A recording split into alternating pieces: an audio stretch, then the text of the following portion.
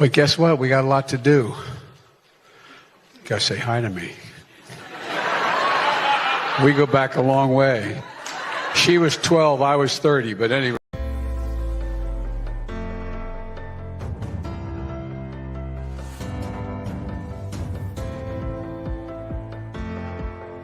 We hold these truths to be self-evident, that all men are created equal, that they are endowed by their Creator with certain unalienable rights, that among these are life, liberty, and the pursuit of happiness, that to secure these rights, governments are instituted among men, deriving their just powers from the consent of the governed, that whenever any form of government becomes destructive of these ends, it is the right of the people to alter or to abolish it, and to institute new government, laying its foundation on such principles and organizing its powers in such form as to them shall seem most likely to affect their safety and happiness.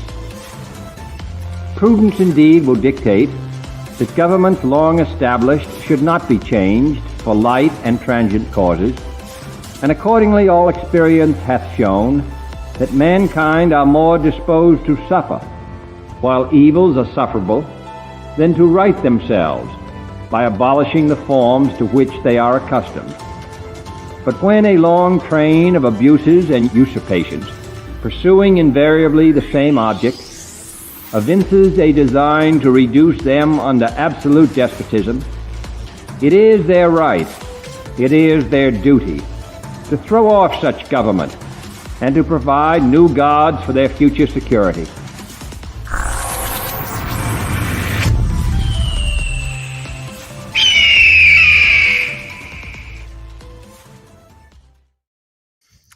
Hello, and welcome. It's Friday the 13th. So y'all keep an eye behind me in case the door opens and Jason comes in with a machete. Just in case. Or the wife, one of the two. It's, could happen. How are you doing? Excuse me. How are you doing? I see Tom is here and Michael's here. It says there's a bunch more people that are just not talking. So some people are watching on Smoke Free Radio. I like this now. It tells me where everybody's at. There's some people watching on Smoke Free Radio, and there's some people watching on YouTube that just haven't said hello yet, but that's okay. Oh yeah, there's a bastard. There's a bastard. A bastard's here. But anyway, how the fuck are you doing? Anyway, Kevin is here. For y'all that don't know, the name of the show is I can't even say it. Triskaidekaphobia. Triskaidekaphobia. That is the fear of 13. And it is Friday the 13th. So anyway, all you Aussies and everybody in other hemispheres, y'all, this is only, this is the America time zone is Texas is really the only important time zone. But we have Kevin here. He's in Ohio. Hey, you made it. Look at that. Yeah. It's still the 13th here. And I said, this is the only place that matters. I never even heard of Triskaidekaphobia, but that's how I feel tonight. Triskaidekaphobia. Yeah. Triskaidekaphobia. Cluster fuckwittery. Yeah, right. The fear of the number 13. And today is Friday the 13th. So what the hell's going on, Kevin? What you been doing? Look. It says, my shirt says, oh, you can't see it. It says, trust me. And then below it says, I'm a professional. See, I've got drivel behind me. See, look. That's all I got. I'm a professional. I've got Vienna. Yeah. So, hey, it's Friday. What are you gonna do?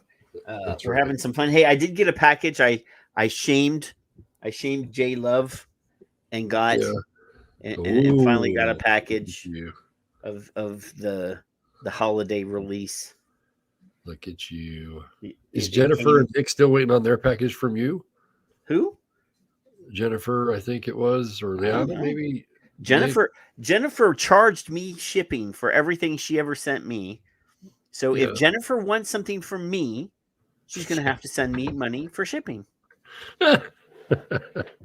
What? Leanna, I sent Leanna a package. Leanna got a package. She did get a package eventually. Okay, Leanna did. I remember. Yeah. This is like a year ago. I never got an update. And you know, if what about Nick? If Nick wants something, he's gonna have to send me some shipping. I'm broke as fuck right now. So there you go.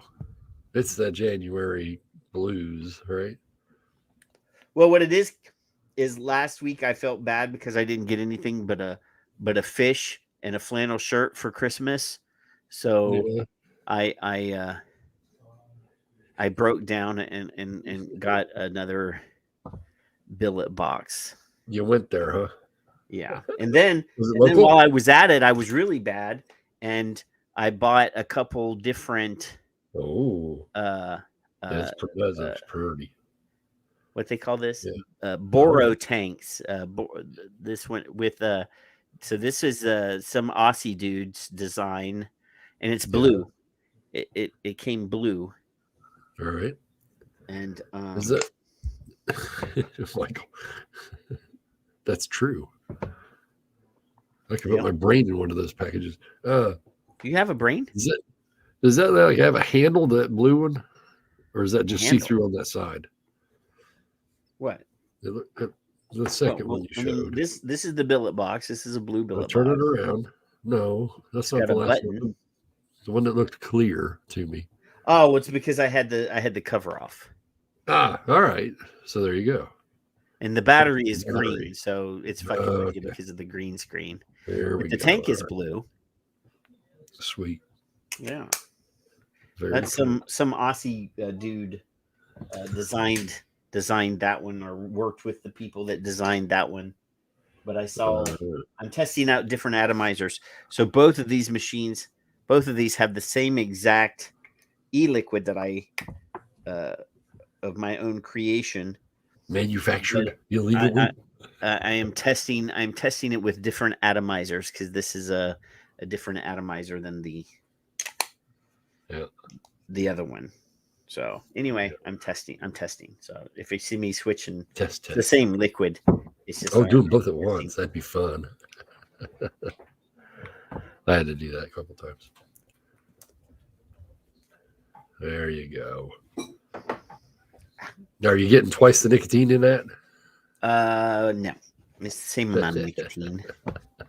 It's the same amount of nicotine that I would get if I just took one and puffed that long. Hi, Jonah. What's going on? Who's here? What's that? I got a tracker right in front of my chat window here. It disappeared. Okay, there you go. Yeah, I actually, Michael, I actually have the 520 in this one, and I have the other Cthulhu coming tomorrow. This is me showing off now for this one. The red one. Yeah, I'm sort of a jackass. And there's actually 3 more in the cabinet. There's that you think you're sort of a jackass. Makes it. There's a purple one, a gray one, and a black one in the cabinet over there. Sort of. So what the hell's going on, Kev? What are you doing? Nothing. I got a cold. I don't want to be here. What are you doing? A cold? Well, we have a lot of shit to talk about tonight. There's like 15. There's like 15 articles that we're talking about tonight, and videos and all sorts of stuff. We're gonna be here for a while. Clusterfuck wittery. You better. I took a nap. You better get your cough syrup or whatever, as long as it's non-drowsy formula. Get the Dayquil out. I got the real stuff this time, Robitussin. Ooh, gotta rub some tussin on it. It'll get better. Non-drowsy. But I took a nap. So. Nap? Oh, you are old. Put up with your ass. You know, old folks got to take naps and shit. Actually, before we go to the articles, Kevin, there was a tweet this week. I tweeted, I have been on a tweet embargo. I haven't really been as active on the tweets as possible. But I saw this thing on National Geographic. National Geographic actually tweeted and I retweeted a National Geographic tweet about Right. black markets. So they did a whole Ooh. documentary on black markets. So actually, apparently, it's been on for 3 whole seasons. So black markets are so robust and so damaging that they have to have 3 seasons of a TV series discussing black markets. So I said, black markets pop up whenever the government criminalizes a product or behavior that people like to do, or do. Black markets lead to violence, death, and inhumanity. Ban something, and someone will gladly provide it out of the back of a car. A ban on vape products is a ban on safety. Yep. So That's I what got they want. I got 2 whole retweets, Quevin. Do you see that? 2 whole retweets, Quevin. Would you like a third? I could do that. It's sad to me that I only got 3 retweets. I know. The good ones never get retweeted. Luckily, some of my friends responded to the tweet after I retweeted it, but they didn't retweet my retweet. It sucks. But yeah, so somebody said, "Hey, do one on the vape black market in California." Yep. Look at that. You see that? Well, you see how these people are, Kevin? Hookers are illegal. But I did like the tweet, right? And they responded to me saying, "Thank you for liking our tweet." Oh, sweet. Which was nice. That's cool. I like that. Yeah, I thought it was kind of nice. That's a personal touch right there. That's right. And I like the personal touch, Mm-hmm. Yes. Water. Yes. I could do that. I'm cheap. I could do that. There's got to be a little more in here somewhere. I like the personal touch. That would be me. Let me pin this tweet. Pin to my profile. Huh? What? I'm pinning the tweet broadcast. I am pinning it on my Twitter profile. All right. I will sometimes forget because at my age. What is my Twitter name? I don't know. Oh, I am at not at. I'm only one at. I hear. I'll type it in. At NACHT Neuer. At not Neuer. But if you just type in hashtag Son of Liberty Radio, you'll find me. That's not. I can't do that. What? Of course you can. Well, I can. I'm able. I'm just lazy.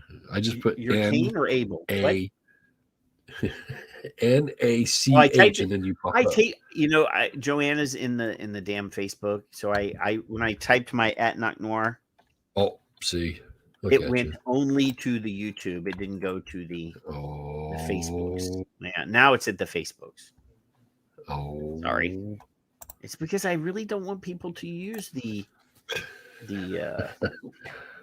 But I don't like. But you have someone joining us, and then you're telling them no. No. So hey, if it was Nick or James Jarvis, I would be giving them shit for being in the. You'd Facebook, ridicule. but I will not. Yes, you'd beat them down. You'd be a shit. I would make James cry because I was going to say you'd even make James cry. It's so easy to make him cry. I love that James guy though. He's all right. He gets on my nerves sometimes, because he cries. He gets on your nerves. Just saying. I don't like crybabies. All right, fire away, man. Let's go. I ain't scared. There now, Jonna has now retweeted. See, now I feel better because Jonna has retweeted me. See? I just got an alert. Are you paying attention? Where are you? But Jonna must like me better than you because you didn't even fucking retweet me. Well, nobody knows who I am anyway.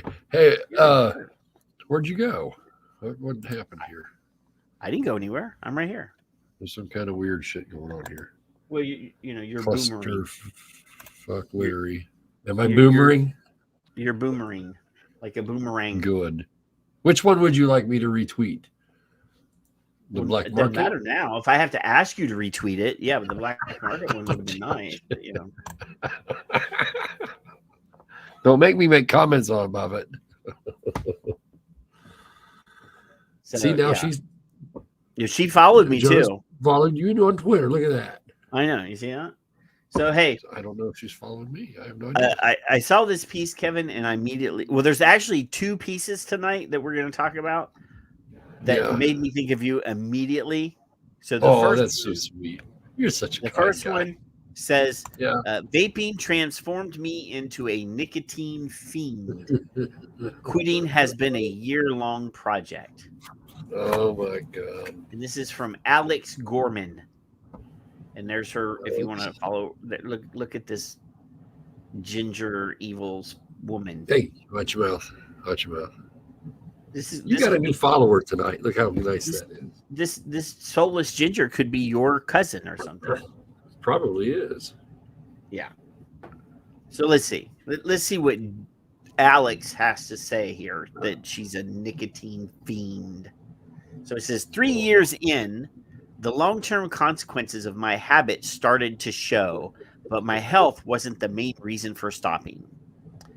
In the back of a ride share, my fingers curled around a smooth cylinder that must have been left by the previous customer. Glancing sideways to make sure my husband wasn't looking, I palmed the mascara-sized tube into my handbag. Hang on, let's change the rating to R plus for those folks that aren't. She had her fingers curled around a smooth cylinder. She's been reading too much. This is like 58 Shades of Nicotine. What the fuck? Well, and this sounds like you, because this is what I was talking about, because it's mascara-sized. I'll take whatever you give me. It was the height of summer and the height of Australia's Omicron wave. But I pushed health and hygiene from my mind. In the bathroom back home, door locked, I barely bothered to wipe the vape off before I put it to my lips, inhaling a cloud of treacle-flavored nicotine. I really can't take this My whole body seriously. shimmered from pleasure. Is that relapse or release? Because if it's release, we're not. So she put the smooth cylinder to her lips. She put her penis to her lips. Wow. She didn't even bother to wipe it off before she put it to her lips. Yeah. Personal. What is it? And her whole body shimmered from the pleasure. This was my first vaping relapse, but it wouldn't be my last. Wow. I'm a member of that statistically significant cohort of vapors, most of them much younger than me, who have never habitually smoked cigarettes. Recent data from Victoria Health shows that vaping levels doubled between 2018 and 2019 and 2022, and a quarter of people vaping have never smoked. Kevin, as a quick aside, and I'm going to repeat this multiple times throughout the show, but we're going to soon be putting a call out to everybody that we know to find people that have never smoked that vape. Yeah, 2 to 3%. That's what we're going to find. Well, but we're looking for. I can't wait to find them. We're actually I'm helping a researcher out who has reached out to us for help. Yeah. We're looking for people who vape, never smoked, and has never smoked. There's a reason. There's a research project. There's a research project being conducted by some really good friends of ours that are scientists, that are actual reputable scientists from international people who are looking for help. Looking for people who vape that have never smoked. But anyway, let's go back to this Aussie chick, this Aussie ginger. This sultry chick, yeah. Yes. So Todd Harper, the chief executive of the Cancer Council Victoria, says that there's been a marked increase in vapors calling Quitline, especially in the last 2 years. Though Quitline's vaping clients range in age from 12 to 79, the majority of people who vape are under 30. So they're legally adult people if they're under 30 and over 21, right? I don't know what the Aussie rules are, but I mean, that sounds like, there's a big chunk of that between 21 and 30 that you're completely legal and there's no problem and you can do whatever the fuck you want, right? Yeah, I think it's 18 over there, isn't it? So now it says we have school children who ring our quit line, explaining the signs of addiction that they're experiencing, Harper says.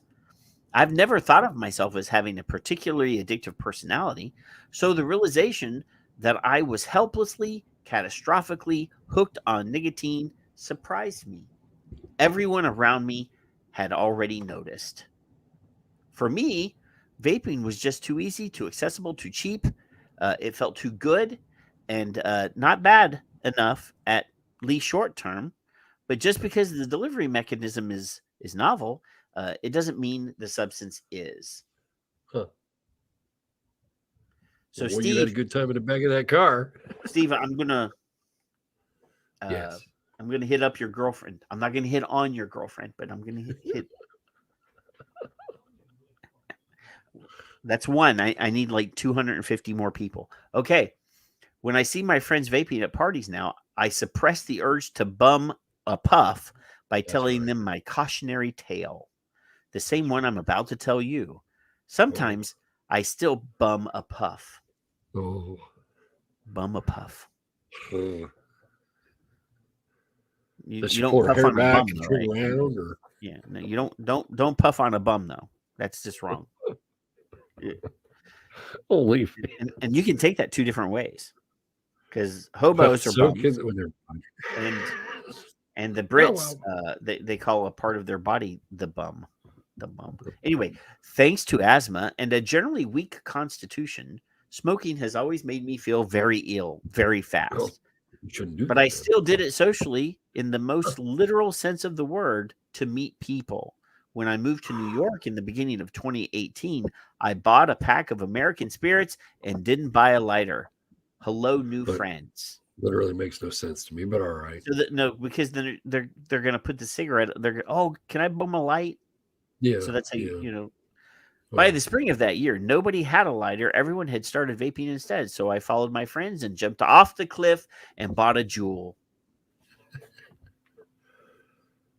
So I have a question. Was she naked off the cliff? I don't know, but look at this. This is called Smoke and Vape, Kevin. Well, so if you look at like the window, can't beat them, join them. There's hookah up here. There's all sorts of stuff. I see a Canadian leaf. There's a Canadian leaf on the left, isn't there? Quit jibber jabbering while I'm trying to point shit out. So there's all sorts of smoking and vaping stuff, and then right here on the right hand corner, there's in the window, there's Ensure, which is for old people, and Nestle Quick, which is for young people, apparently. So they're enticing the oldies and the youngies in here to get chocolate milk or chocolate Ensure, and while you're there, buy a vape or a cigarette. Or a marijuana, because there's a marijuana leaf over here, right here. You got some pipes up at the top. Look at that. Well, those are hookahs. Ooh. Huh. Some of them are hookahs. I see some pipes coming off or tubes coming off, but some of these are actually bongs. But anyway, let's keep going. Unlike cigarettes, vaping never made me feel sick or wheezy. With no instant body cues to moderate my usage, I went from vaping socially to habitually in the matter of weeks. As for the long-term consequences, back then the jury was still out. I vaped my way through the 4th of July fall foliage season, and with a blanket over my head, feigning sleep, a flight relocating me from New York to London. The thing that makes vaping and at the time, especially Juuling, so appealing was the way it hits. A sudden rush of nicotine floods into your lungs, your bloodstream, and you feel it. But British vapes just didn't hit. The strongest Juul pods sold in the UK at the time were just 1%, a big step down from what I'd been using. Another difference, you bought them from pharmacies as a smoking cessation aid, no seedy bodegas or kicks and giggles. Gripped by withdrawals, I finally noticed my habit and kept right on doing it. I stocked up on the good stuff whenever I was stateside. My suitcase was lined with packs of Juul. These days, Juul has fallen out of favor. Not flavor. They did also fall out of flavor because they voluntarily pulled all their flavors. But anyway, in Australia, children are using disposable vapes bought under the counter at convenience stores. Harper says we have no idea how much nicotine is in them. The market is an unregulated, oh dear God, here comes the term, Wild West. Wild West. Yeah. He says vapes in Australia don't carry reliable information, and sometimes it's been found that the information is inaccurate, and the only way to verify is to undertake chemical analysis. Huh. Okay, so we've actually covered that before, right, Kevin? So people have to buy zero nicotine products and then add their own nicotine. So obviously, if people are doing it and they don't have scales and they don't know what the fuck they're doing, sure, the amount of nicotine in them is not going to be consistent. You know, you can't count drops and shit like that, like they used to do in old timey days back in the actual Wild West of American vaping. Now, as far as the disposables sold under the counter, they wouldn't have to be like that. They could be quality controlled, but the Australian government decided, oh, no. You can only buy zero nicotine and you have to put your own nicotine in it. That's so now they get what they got, right? Yes. Yes, they get what they got. There's one thing to get a glimpse of how strong Australian vapes are, which is to suck them and see. That's right. Put it to your lips and don't even clean it. I have, unfortunately, they hit like prize fighters. When I quit my job and moved home to Australia, my habit came with me. When Australia's regulations changed, allowing import only with a prescription, I had my annual script from a dodgy internet doctor in a matter of hours. Not that I needed one. A disposable vape was already just a convenience store away. Them dodgy internet doctor bastards. Dodgy internet doctors. Because the information on Australian vapes is either non-existent or untrustworthy, most vapors can't even guess at their daily nicotine intake because Juul pods came with a nicotine percentage. I estimate at the peak of my vaping, I was inhaling roughly the equivalent of a pack and a half of cigarettes a day. No, that is a high level of smoking, Harper says. For most people trying to quit cigarettes these days, it's certainly much less than a pack a day. Uh-huh. So what he's saying is that a pack and a half is too much for somebody who's trying to quit. Right. Yeah, but it's they've already quit all the bad stuff, right? So the only thing is you have to wean yourself off your nicotine. It's all in the wording, Patrick. You know that. Yeah. To make the comparison shows incompetence. To start at the top showed her incompetence. Well, I mean, Kevin. What? I mean, I already showed you that I, like at the beginning of the show, that I have plenty of devices here to use. Yeah. But no matter how bad off I am, I would never sit in a seat in a cab or a ride share and pick up a vape from the seat and put it to my mouth. No, never. And I've been vaping for... I know what goes on in the back of them 13 cabs. years. I wouldn't touch anything in the back seat. I've done some pretty bad things in the back of a cab, so...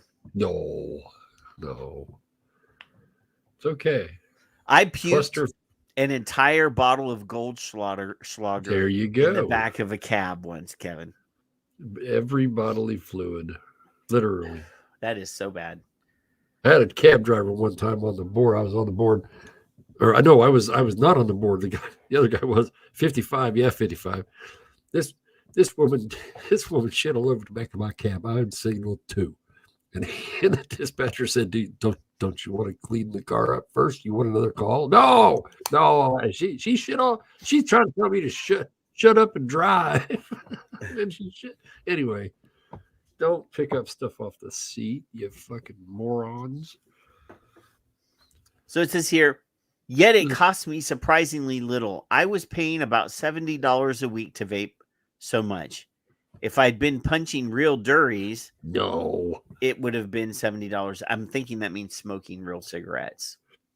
I mean, Kevin, come on. I make my own e-liquid. I just made a new batch. This is like 2 weeks. And I mean, this may cost me like $1.50 to make. Yeah. Something like that. I know Janice actually. I've never done a cost breakdown, but you're using zero nicotine right now, right? I don't know. Oh, she doesn't even know. Well, as long as she's happy, it's all that matters. There you go. Durries. I've never heard the word durries either. So I'd have to ask one of the Aussies in the chat room here. Tom's here. Tom, I think Rudy's hiding somewhere. Tom, what's a durry? Does it need batteries? Because according to this lady, she's Tom's gonna get mad because he's not really an Australian, but I like to pick on him. He's a Kiwi. But anyway, ain't they like $35 a pack in Australia? Michael Redfern says. I mean, if you're smoking 2 packs a day, that would be $75 or $70. Yeah. So 3 years into vaping, the long-term consequences of all my nicotine use finally started to show. One was highly visible. My body melted. All right. I don't want to body break that melted. down. Well, she was okay. Never mind. Show of hands in the chat room. Who has melted? I've got a third ear. Nobody likes to talk about it. I've always been a fainter. I told you I have a weak constitution, but it started happening more frequently.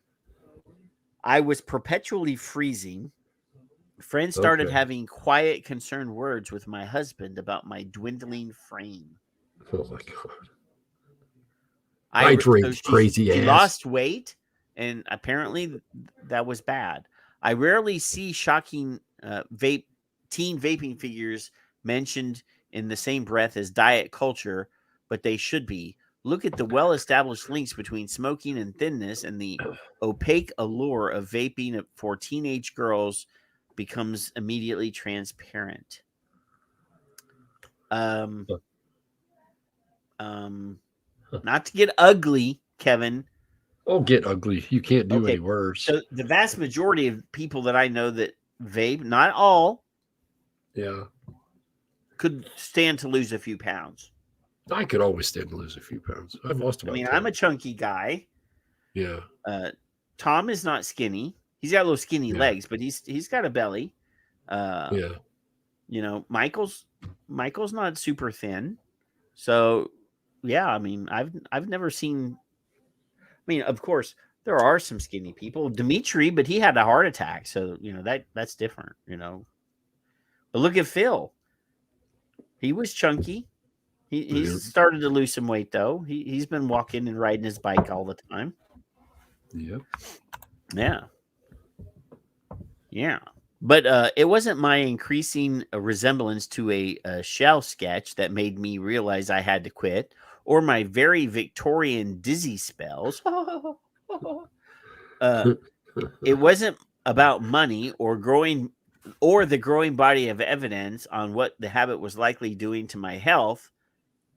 I haven't seen anything in the growing body of evidence that says that there's anything bad. There isn't. And while the prospect of other as yet unknown health risks, the ones that start with C weren't appealing, and they weren't the deciding factor. Because there is no cancer. She's making an illusion here that vaping leads to cancer. She even, I bet you she hyperlinked it here. Let's open what the hyperlink is, and I guarantee you, may, could, or might. Yeah, No, this is to the Aussie health people. Council. Yeah. There's no actual doctors in Australia, I don't think. Except Colin and well, and they're both retired. And Alex Wodak, both of them are retired now, from what I understand. I wanted to quit because I was ashamed of being an addict. Last November, the Sydney psychotherapist Eugenie Pepper described teen vapors as being like little babies with a dummy, unable to function without their vape in hand. 1 year earlier, that was me. Nicotine trimmed my once long fuse to a nub. The fuck is an hour within it, a nub. You know what a nub is, Kevin. You got one between your legs. It's a little, little steady.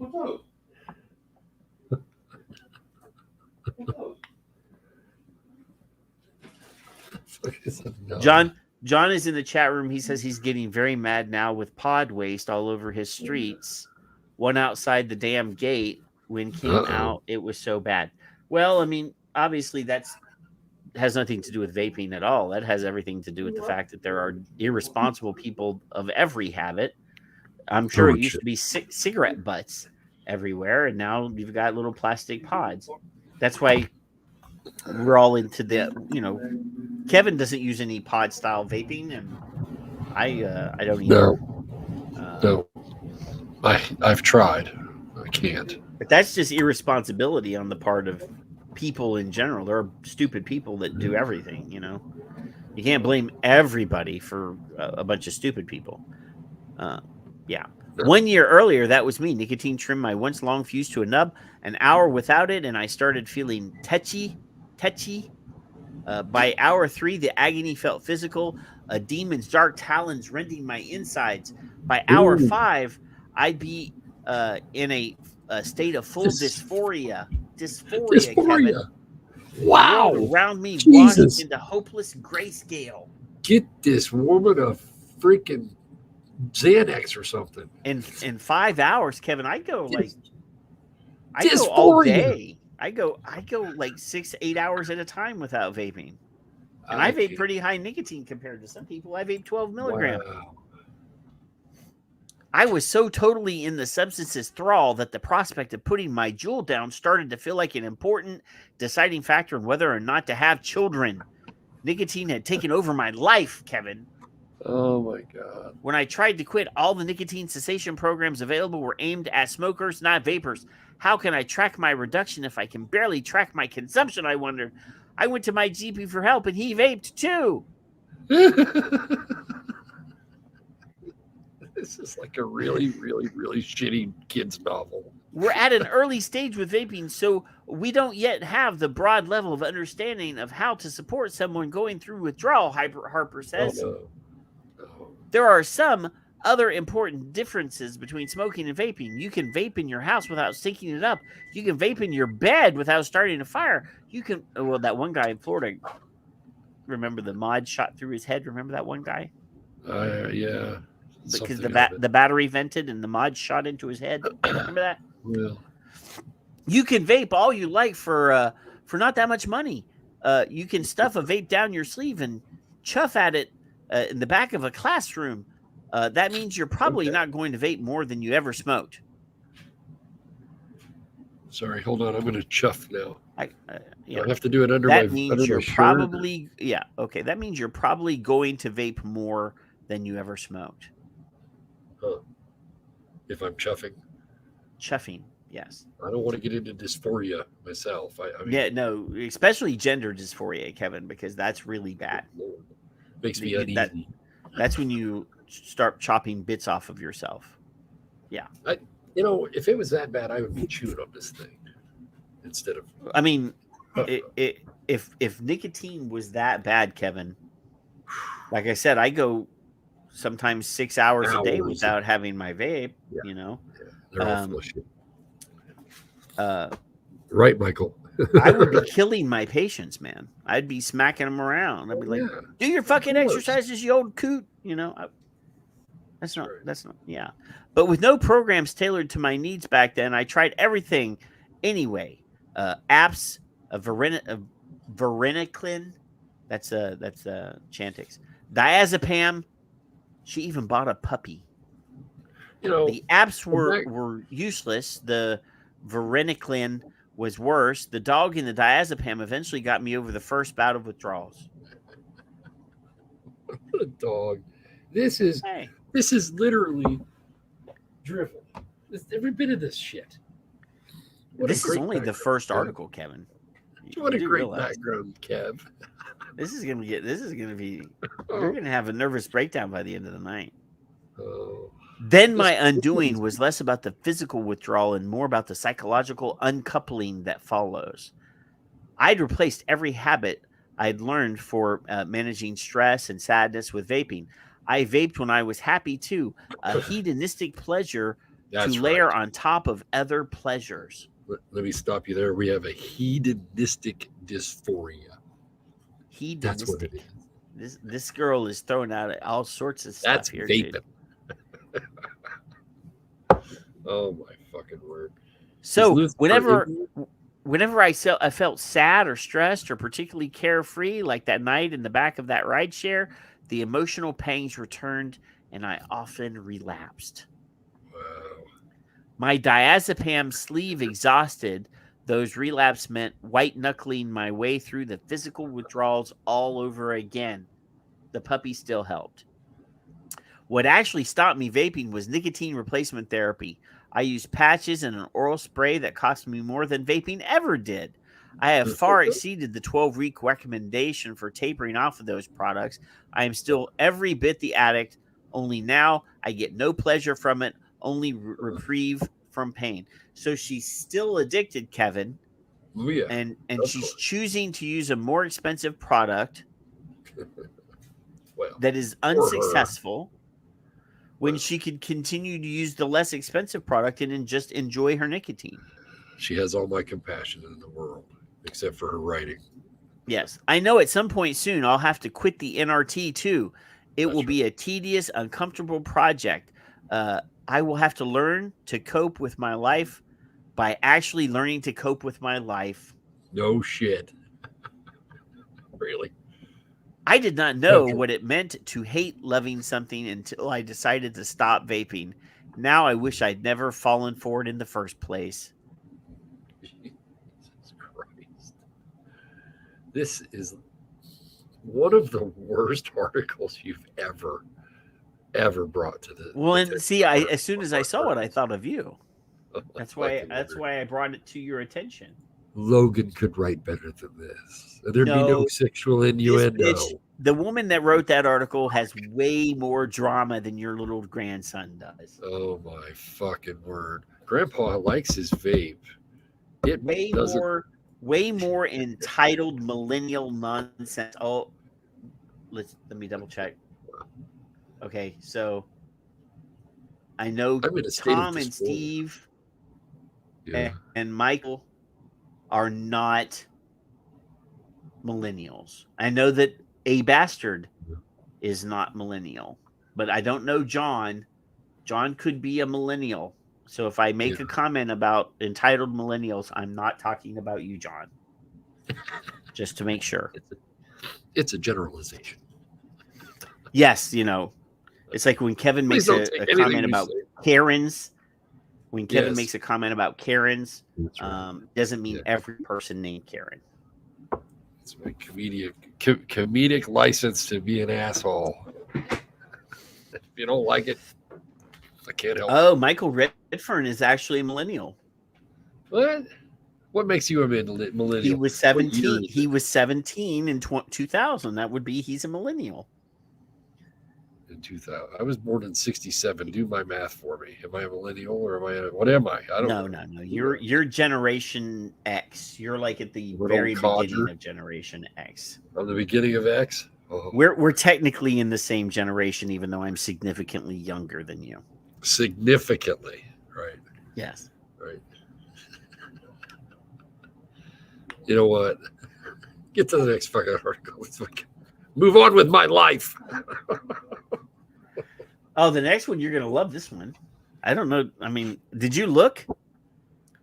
No, I didn't look. I don't like looking. You know why? Because I'd rather be pissed off right now than be pissed off earlier and then be less pissed off now. Oh no, you sent me a link, and you sent me a link the last one of the show that seemed to piss you off, and that I'm still now, pissed off. There are two in the middle that are very boring that are Kevin links, and I'm going to make Kevin justify making you listen to them because they're very boring. But anyway, City Council Committee alters game plan on astronomical vaping by Chicago teens. Yeah, fucking Chicagoans. Now, Kevin, I don't know if you know this, but Cook County, Illinois is one of the most heavily taxed vape counties in the United States. 100% or some shit. And they ran out all the vape businesses out of the fucking county, like all the good ones. It's illegal, right? So let's see. It's already overregulated, and people are still doing it. I mean, what are you going to do? I mean, how are you going to handle this? The ordinance would require a new city license whenever a retailer derives more than 20% of their gross revenue from the sale of electronic cigarette products, accessories, or liquid nicotine products. There's the diversification clause. Okay. So high-low. Never heard of those. That's a zero nicotine strength right there. Is it a liquid or is it a watermelon candy? Is it a liquid or is it a device? I would think that this is zero nicotine e-liquid because they have such a crazy nicotine tax in Cook County, in Chicago area, that everybody just sells zero nicotine. OMG. Look at that. Yeah. Jam and berries, grape jam and raspberry jam. And this other one over here is Candy King, but I can't see which one it is. Yes, it's 100 mil. That's the bottle size. It's 100 mil, a liter, not milligram. See, it says 0 milligram below there. So those are 100 mil bottles. This is a 60 mil bottle, right? So it's bigger than this one. This is a 30. Yeah. This is 500 and something right here. My bottles I make holds 200. Yeah. Anyway, year and a half to get 1,200 milliliters. That's just throwing stuff. Look at that. She's mad at you. I would be mad at you too. She probably is. And just probably. Yeah. A city council committee on Monday tried a different line of attack to snuff out what Alderman Anthony Napolitano, the 41st district, called the astronomical use of vaping products by Chicago teenagers. I have 2 children who are in high school right now, and they have come to me and said that it almost feels like every other student in their school and surrounding high schools, not just theirs, are vaping right now, Napolitano said. Well, so he's saying that of all of the children in his kids' schools, his kids are the only ones that are not vaping. Well, every other. Yeah. These vaping tobacco stores can pop up anywhere and anywhere they want right now and have been. And all these empty storefronts with no regulations. I've got 2 that opened up less than 150 feet away from each other. One of them is selling vape and tobacco as their main product, as well as gym shoes. Oh, good. Thank goodness, because you want to make sure they're healthy. That is beyond out of control. If we're doing something about it right now, we're failing as legislators. So they're saying that you can't open a shoe store and sell tobacco products too? Why not? Hey, there's a vape shop here in town that half the store's Yeti store. They sell Yeti cups and Yeti coolers. I see a lot of common sense in this because, listen, kids, if you're going to vape, you're going to need some good running shoes because they're going to tase you and you have to run from the cops. I think that's true. Idea. I love this. Did you see every vape shop should sell shoes? What? Did you see Addie showed up 50 minutes late? It's because he was busy.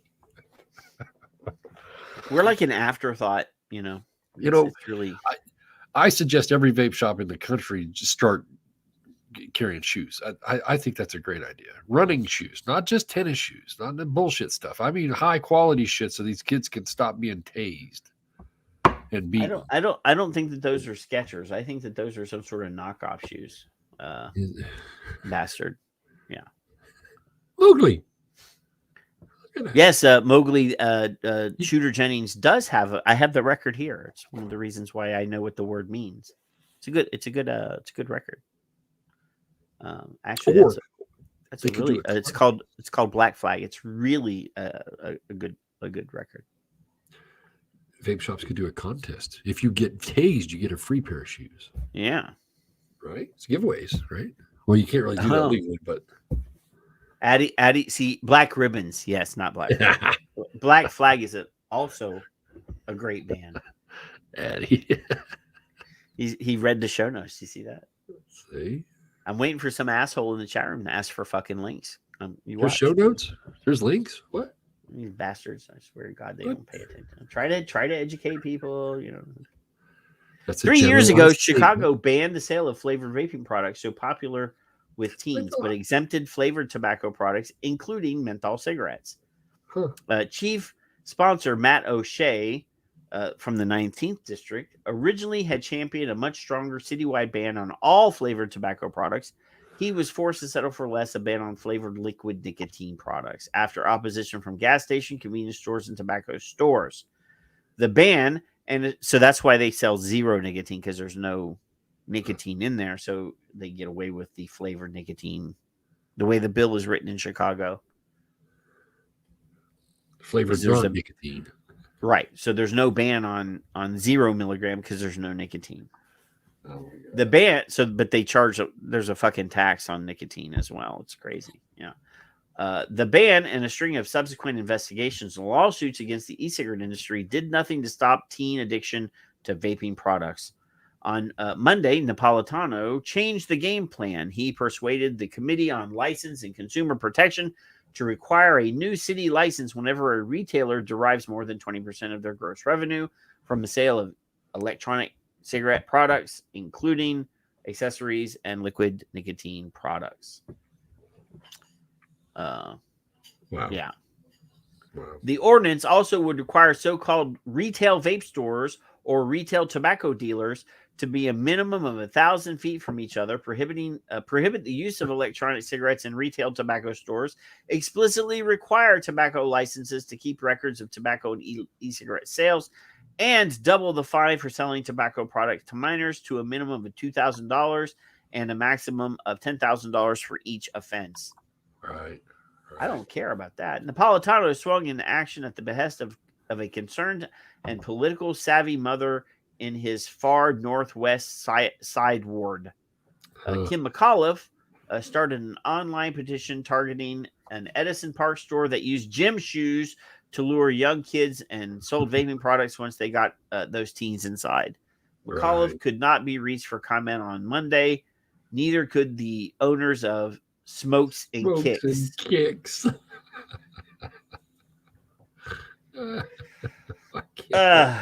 Smokes and Kicks and stores like it would be shut down, even if the full city council approves.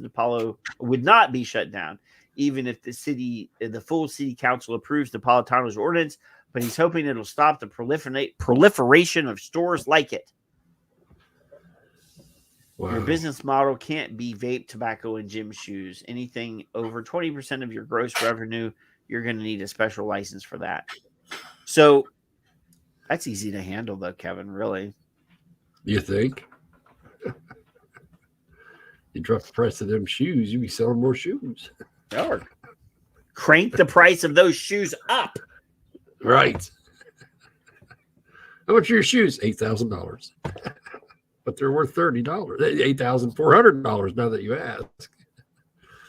No, just sell like what are the Yeezys? Not Yeezys anymore because he's lost his fucking brand. But these designer sneakers.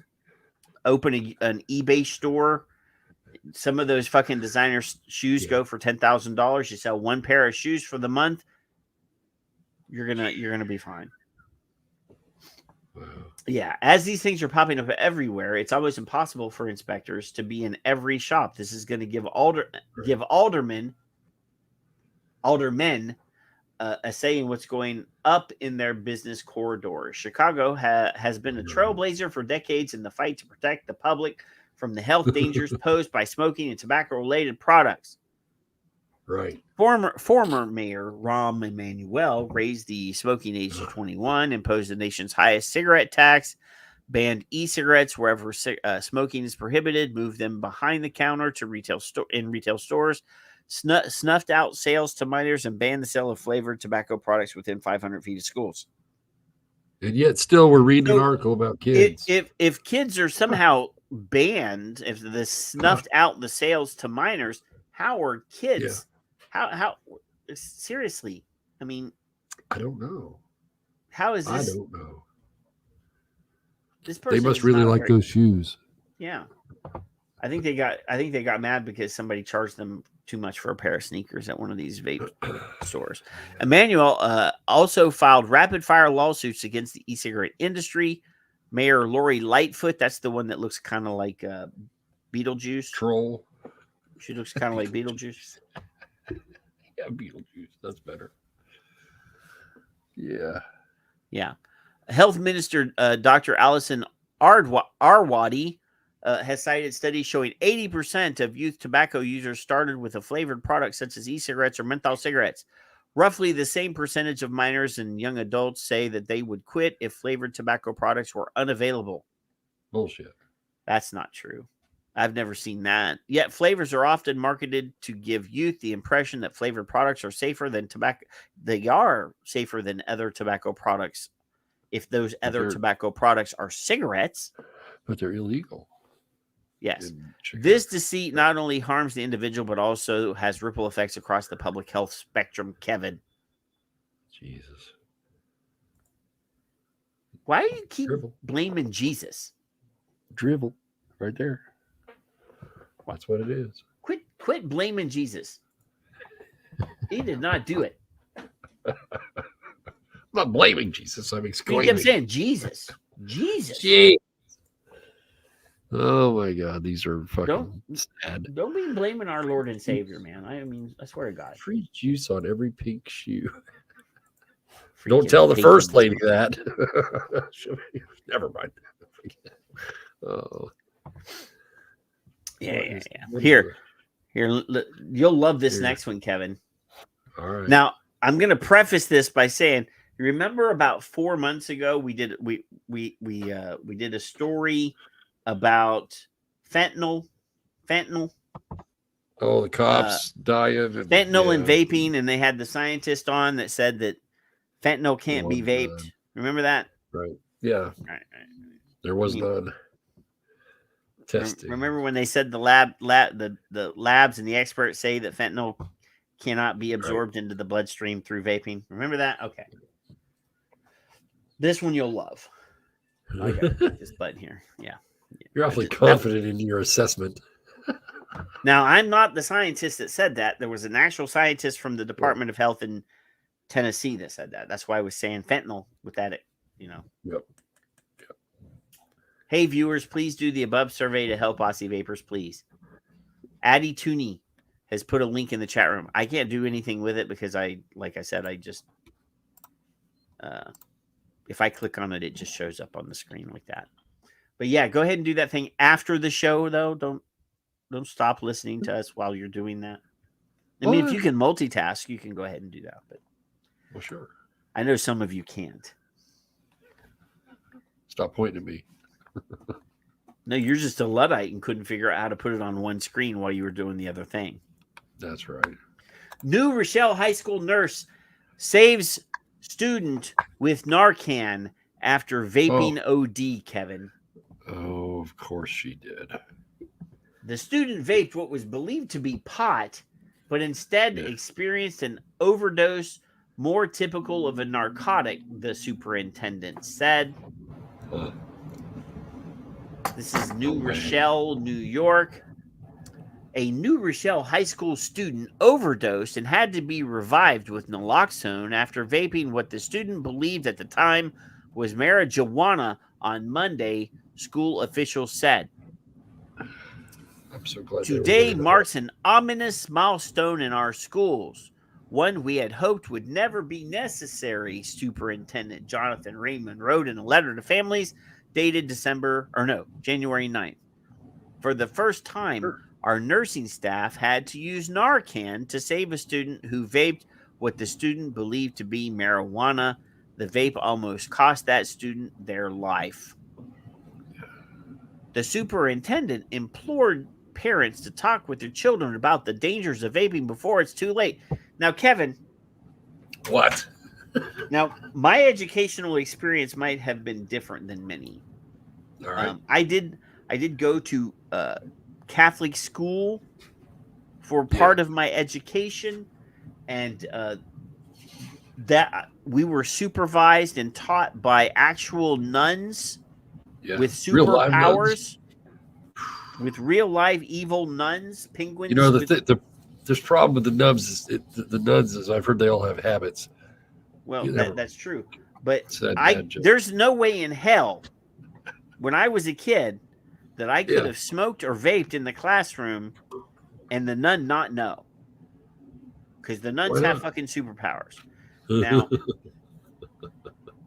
Now, when I went to high school, I went to public school as a high school student, and we actually had a smoking area. Yeah, us too. Yeah, that preteen freedoms that you're allowed to feel when you were going to high school. Yeah, when we went to school, a little bit, not a lot. So the superintendent implored parents to talk with their children about the dangers of vaping before it's too late. Maybe he should have implored them to talk to the parent. Maybe he should have implored the parents to talk to their children about the other illegal substances, because it wasn't a nicotine e-cigarette that caused them. And it wasn't even a marijuana e-cigarette. It's tisk. It could have possibly been some sort of weird herbal. I've seen some, weird shit going on, but yeah. Here it comes. I see it. Yeah. So anyway, the head of the school district said that if the situation is especially dangerous because the device use is still out there and has the potential to threaten the health of or lives of others who use it. School officials said that while has not been confirmed that the substance that harmed the student was fentanyl, it is well known that vaping devices and drugs purchased on the street may contain synthetic opioid that caused an epidemic of overdoses across the nation. Again, it can't be fentanyl because fentanyl cannot be vaped. According to the PhD that's the head of the Department of Public Health in Tennessee, they did all the lab work and said that it cannot be vaped. It cannot be vaped.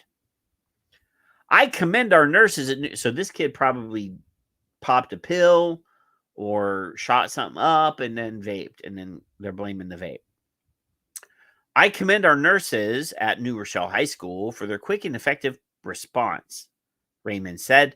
Their actions may well have saved this student's life. I pray that we can reach others in our community to prevent other incidences. Raymond encouraged everyone to talk to their doctors or pharmacists about getting a Narcan prescription. You know how fucking expensive Narcan is, dude? I mean, I have two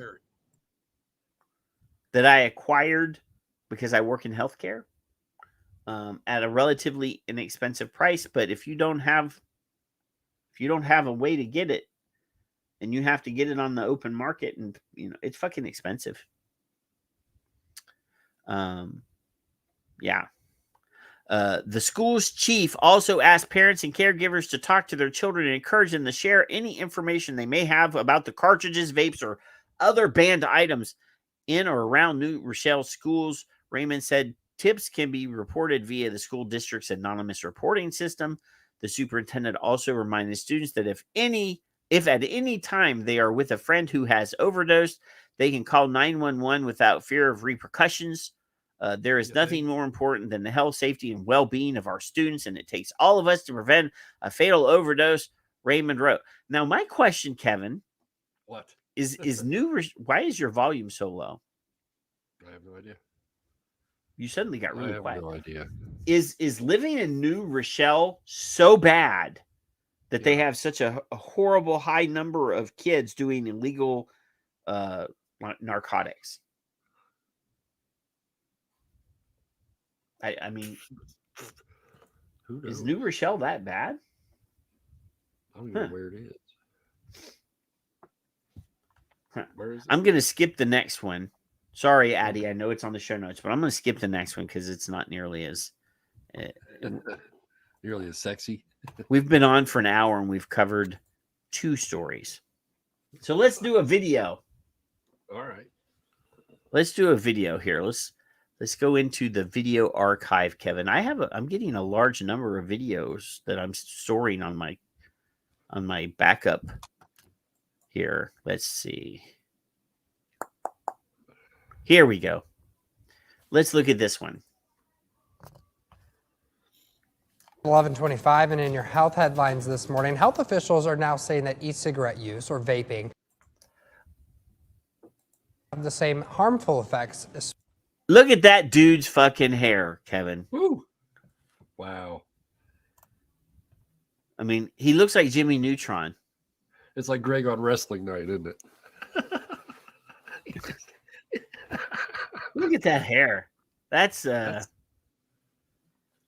research shows vaping as harmful as smoking, Kevin. Of course it does. Yeah. May actually have the same harmful effects as smoking. Research out of the American Heart Association is showing that vaping may lead to the same harmful effects in the blood vessels that predisposes us to heart attacks and strokes. The study compared chronic smokers and e-cigarette users, and it found that despite e-cigarette users being younger and having far fewer years of exposure, they still have the same long-term effects. Now, wait. So first they say that we don't know, we don't have enough long-term research. Now they're saying that vaping causes the same long-term effects as smoke. How can you say that we don't have enough long-term research in one hand and then turn around and say that the long-term research says? I'm gonna boot Kevin if he's just gonna turn his camera off and walk away, man. That's not cool, Kev. I think he had to go poop. We'll have to ask him when he comes back.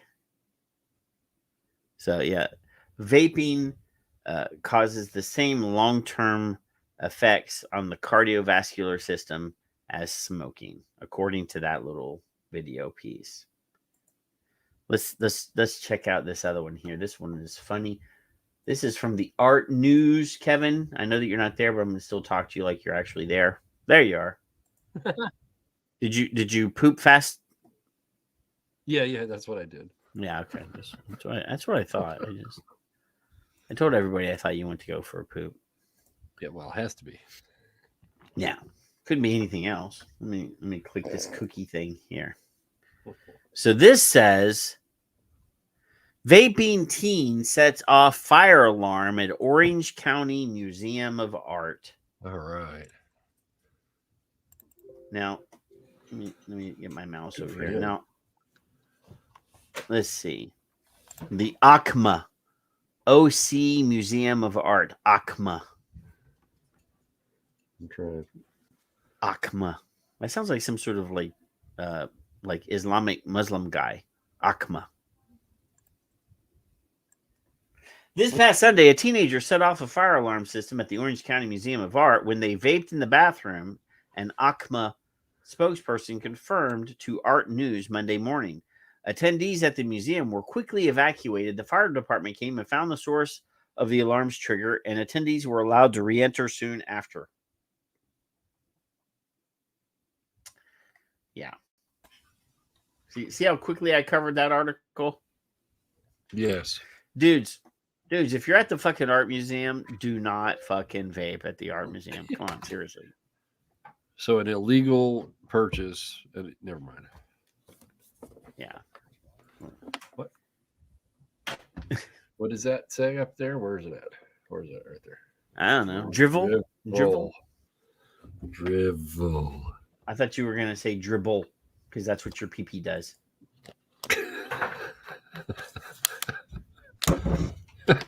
I can pee clearly now. The pain is gone. Actually, speaking of PP, I was watching House. How the fuck did you get the PPs? Because I said you dribble, and then you said PP. So no, I was watching House last night, and he had taken so many of his pain, his medicines, that he couldn't pee, and he had to self-cath. Yeah, that is not fun. Oh, that's not a fun thing. Wow. But anyway, vaping, a looming health threat to America's youth. Kevin, it's been looming. It's looming. Go. Yeah, I want you to give an opinion on that headline. An opinion on the headline? Yeah. Well, first of all, looming says it's coming. Second, fuck off. Third, health threat is unsubstantiated, and America's youth aren't allowed to purchase these items. Or you want me to go further into the cancer? That's enough. Okay. I will read the next sentence, and then you can have an opinion. Right. E-cigarettes expose young people to addictive substances and may put them at risk for lung cancer. Kevin, go. Shitty laws expose children to retailers who are willingly allowed to sell these things illegally. And lung cancer has nothing to do with it. Yeah. Since e-cigarettes became available in the United States about 15 years ago, the use of vaping products among young people has increased dramatically. Wow. Curiosity, seeing friends and family using them, and the wide variety of flavors available are common reasons for e-cigarette usage. Uh-huh. Among high school and middle school students, vaping was prevalent enough that the U.S. Surgeon General declared it an epidemic in 2018. This concerning trend was one area pulmonologists worried. I actually know two different pulmonologists that owned vape stores. You know what I like about this that actual whole paragraph is that they didn't mention the word Jerry. No, because it wasn't Jerry that did it. 2018, wasn't it? But he wasn't the one that declared the epidemic. Oh, was that Vivek? Vivek did that in his e-cigarette. Do you actually think that Jerry could write a report? No, he didn't write it. No, wait a minute. 26. When was Trump elected? 2018, right? Yeah. Sometime in 2018. All right. Okay. I'm confused on the timeline. Vivek is the one that wrote the fucking report and declared. Well, Vivek didn't write it either. Gun violence and e-cigarettes as epidemics. Some guy in Texas named Steve did. I can't remember his name. Him and the other idiot, Matt something or other. Matt Cully? No, not Matt Cully. Oh, okay. I don't know that many Matts. Okay, so anyway, let's keep going. This is a quote here from Sheila Ahmed. We know that the traditional lung diseases related to smoking, lung cancer, COPD, take years, if not decades, to develop, said Sheila Ahmed, MD, an associate professor in the Division of Pulmonary Critical Care and Sleep Medicine at Temple Health's Fox Chase Cancer Center. Wow. That's a lot. That's a mouthful. We don't have the time frame yet on vaping to find out whether this is going to cause similar diseases in young people. Huh. So it says here, e-cigarette ingredients. According to some studies, the ingredients found in e-cigarettes pose many of the same health risks as traditional cigarettes. Nicotine, the chemical which makes cigarettes addictive, also could make users more likely to use other addictive substances. So the nicotine gets into your brain and says, "Hey, go snort an 8-ball off of a hooker's ass." Is that what happened to her? Yeah. The nicotine gets in your brain and says, "Hey, go down the corner and get a rock and come back and smoke it." Yeah. That's Of what the course. nicotine does. It gets in your brain and makes you try other things. Yeah. Additionally, nicotine can hurt brain development, which continues into people's early to mid-20s. Right. The Sure. Surgeon General says exposing developing brains to nicotine can lead to mood disorder and permanently lowering of impulse control. And IQ, if you're going to write about it, right? Well, I mean, if you're Bloomberg, he says it drops your IQ like 10 to 15 points. I have actual video of him saying that. Nicotine also changes how synapses form, which damage the parts of the brain controlling attention and learning. Yeah. In addition to nicotine, e-cigarettes contain cancer-causing chemicals, Yeah. volatile organic compounds, and heavy metals such as nicotine, tin, and motorhead. Oh, no, not motorhead, lead. As a result, even if they are less harmful than regular cigarettes, they are far from safe. Even if they are. Hey, Jeffrey here. Jeffrey just showed up. Jeffrey. They contain heavy metals like Kiss and Motorhead and Metallica. Metallica, yes.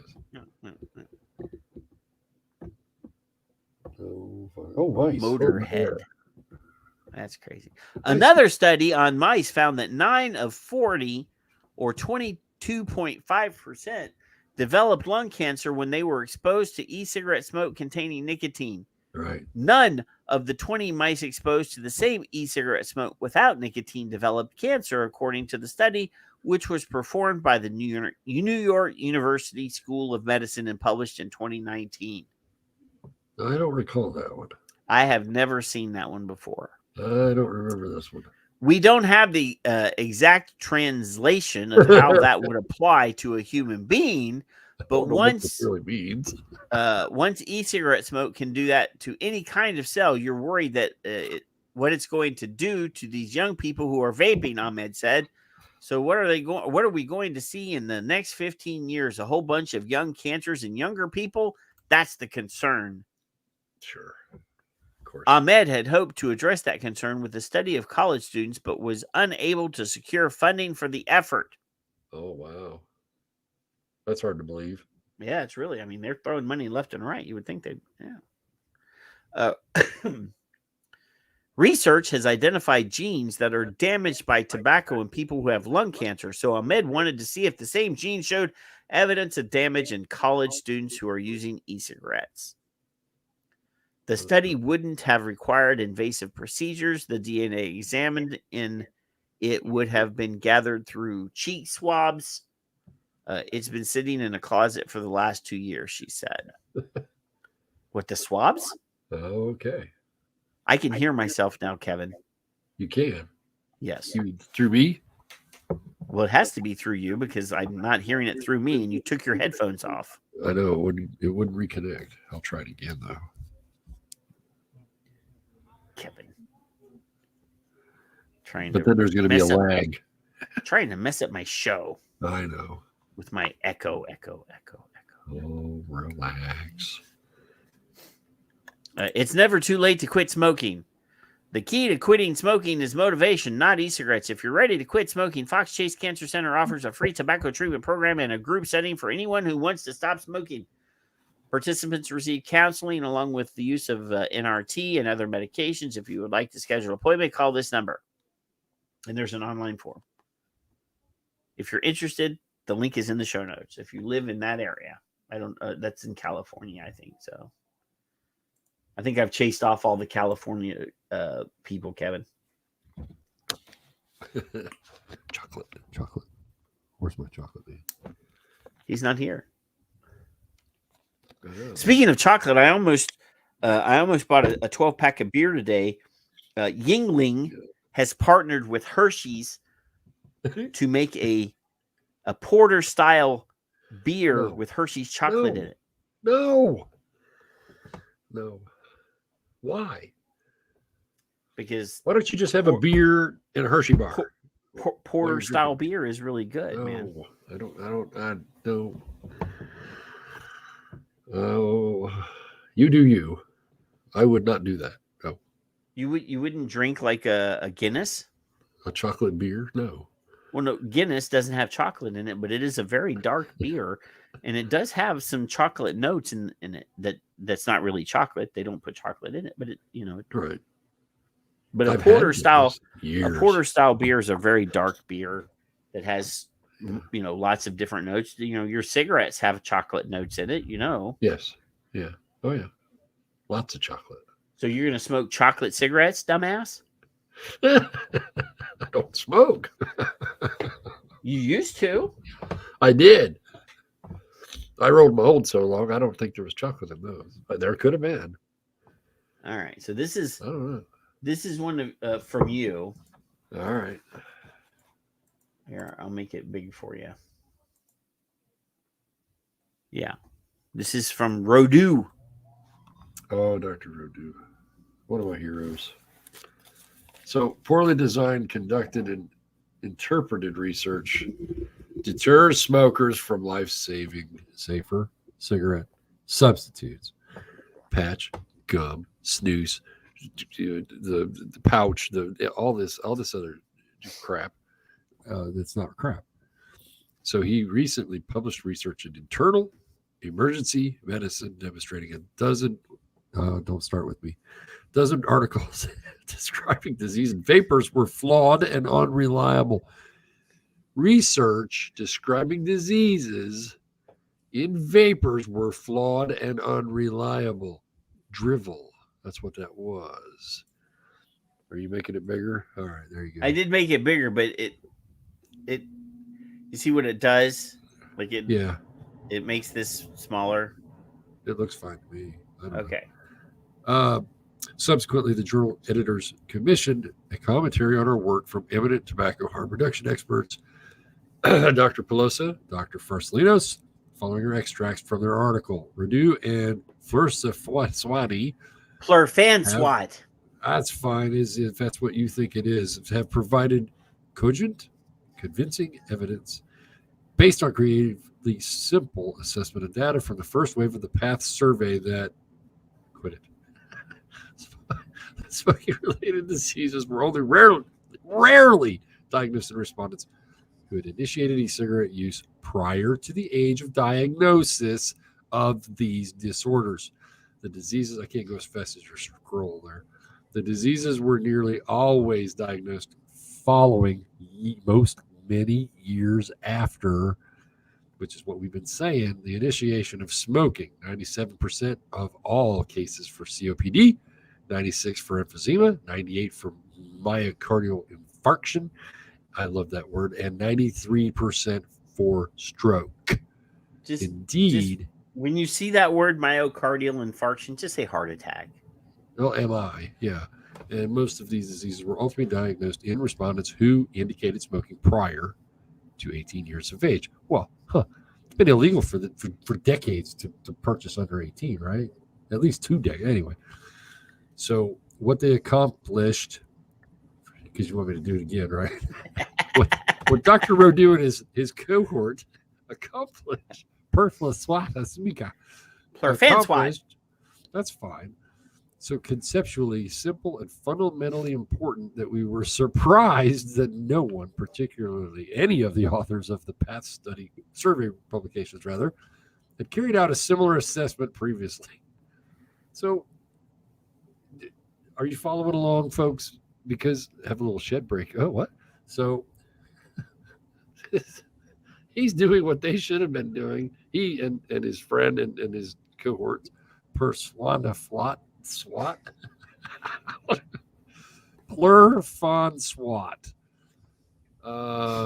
showing relationship between e-cigarette use and smoking-related disease appear not to have considered the critical importance of the timing of events. Now, Patrick, what? Just because you liked looking at porn when you were 14 and doesn't necessarily, And when I'm 50, doesn't mean it's because when you right. So it doesn't. It's the cat on the tin roof thing again.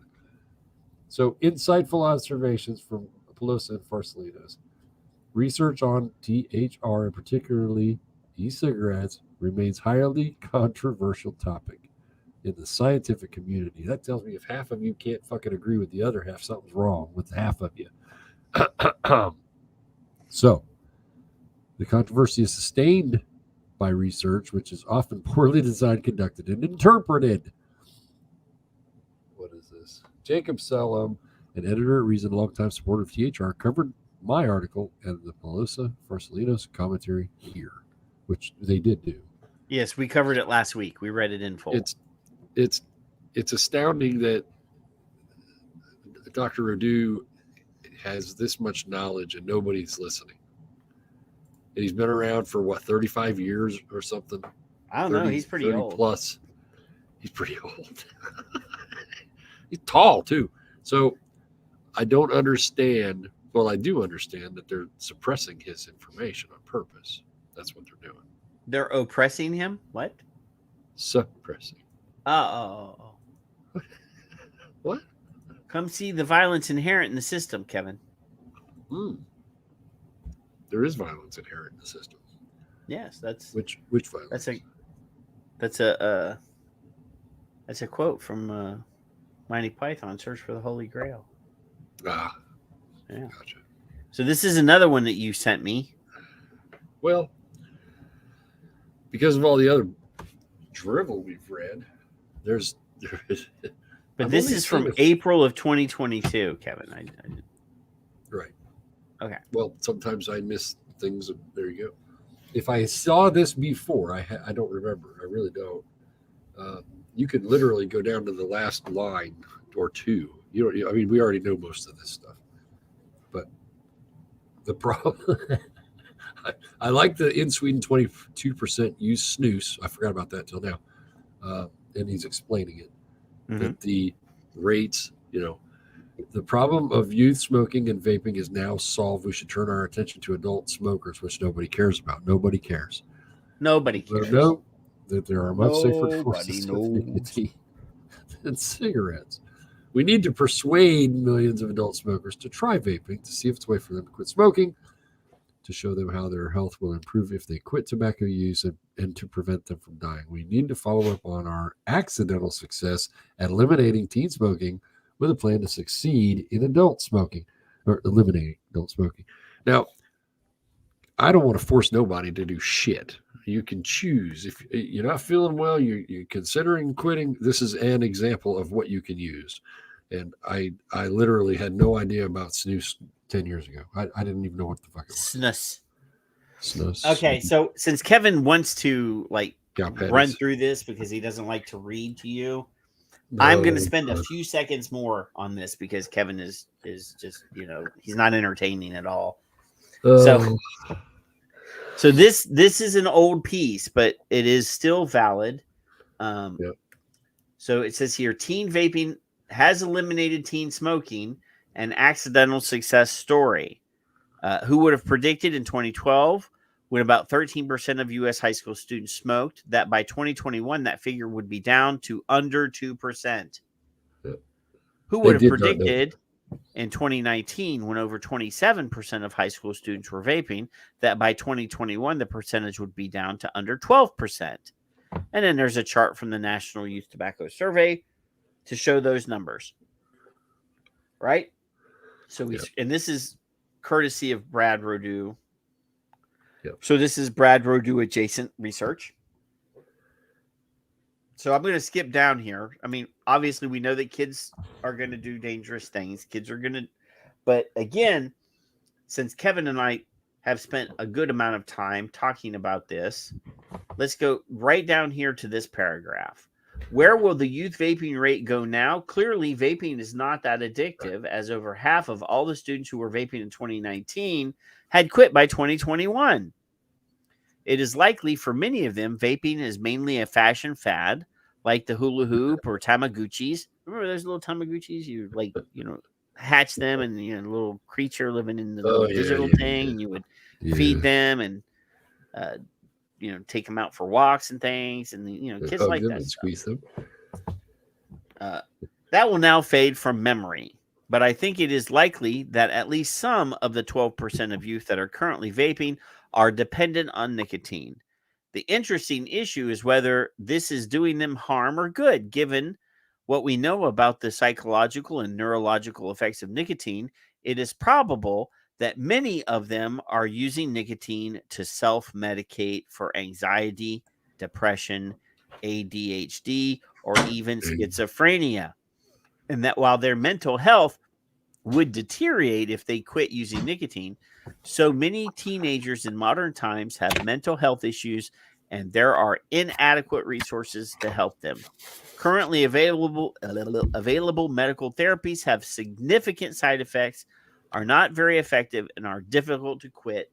And I mean, as we've covered in ad nauseum on this show, most of the medicines for ADHD and anxiety are meth derivative. They're crystal meth medicine. I mean, it's essentially pharmaceutical grade crystal meth. Yep. And I mean, I can show you the chemical compounds. It is, and as someone who has ADHD and has at times been diagnosed, or not diagnosed, prescribed, because I've been diagnosed, prescribed this nonsense, it affects your brain. We've had Kim or Skip on the show. We've had oh dear God, why is his name Richard on the show? Pruin on the show talking about his own schizophrenia, his other problems. We know other people. Kevin has family members that are in on the spectrum and having these same problems, that we absolutely can testify that some of the people that are using nicotine are doing it to cope with symptoms and get them off of the pharmaceuticals that cause them even more trouble. If some teenagers find nicotine vaping helps them through a difficult stage in life, we should probably not discourage them. There is no evidence that legal nicotine-based teen vaping is causing an increase in the increase of any disease in youth. In Canada and the UK, there have been no confirmed vaping-related deaths. In Sweden, about 22% of men use snus, a form of oral tobacco that provides a significant amount of nicotine. This is associated with by far the lowest rate of smoking in Europe and the lowest rates of lung and oral pancreatic cancers, as well as low rate of male heart disease. A country can have excellent health outcomes even in the presence of a 30% rate of nicotine use. So Kevin skipped right over that part, so I really wanted to put that out there back into the ether so that you guys could hear it. What is sad for me? Huh? What's sad for me is that I didn't know anything about snus, whatever. Yeah. And I realized how in the travels, I was like, well, wait a minute, they've suppressed that information too. Isn't that neat? Hey, I have an 80-year-old patient this week. I went into her house and got smacked in the face with a barrage of like smoke. And she said she hasn't smoked in 2 months, but her house still smells like smoke. And she's using nicotine pouches, and that's working for her. Wow, good. So, you know, obviously I don't I don't promote vaping to my patients. That would be counterproductive and against the rules. But I can say, hey, there's science out there that shows that these nicotine pouches in various forms work. Yep. And she said I haven't smoked a cigarette in months, she said, but I go through these fucking nicotine pouches like crazy. Yep. So if it helps, it helps. It does what it's supposed to do. Oh, somebody put on a tweet quite a while back about. They put you on something? A tweet, and I can't conjured up my little I'm for anything. The reading of whatever that guy's How to Quit Smoking book. I can't remember his name. Colin? No. It's an old one. I forget. It doesn't matter. That book to toothpicks to whatever it is, it doesn't matter. What is good for the consumer is what I'm concerned about. I don't give a shit what you use. I even up to and including now these lower nicotine cigarettes, but I haven't seen any fanfare about it yet. They've been out for 4 or 5 months, Ain't heard a word. Stock has tanked, which is hilarious, but whatever. It's okay. Well, because they That's thought what they were going to want. have a fucking monopoly, Kevin, and They then were going to have a run on it. Yeah. they thought they were going to be the only game in town.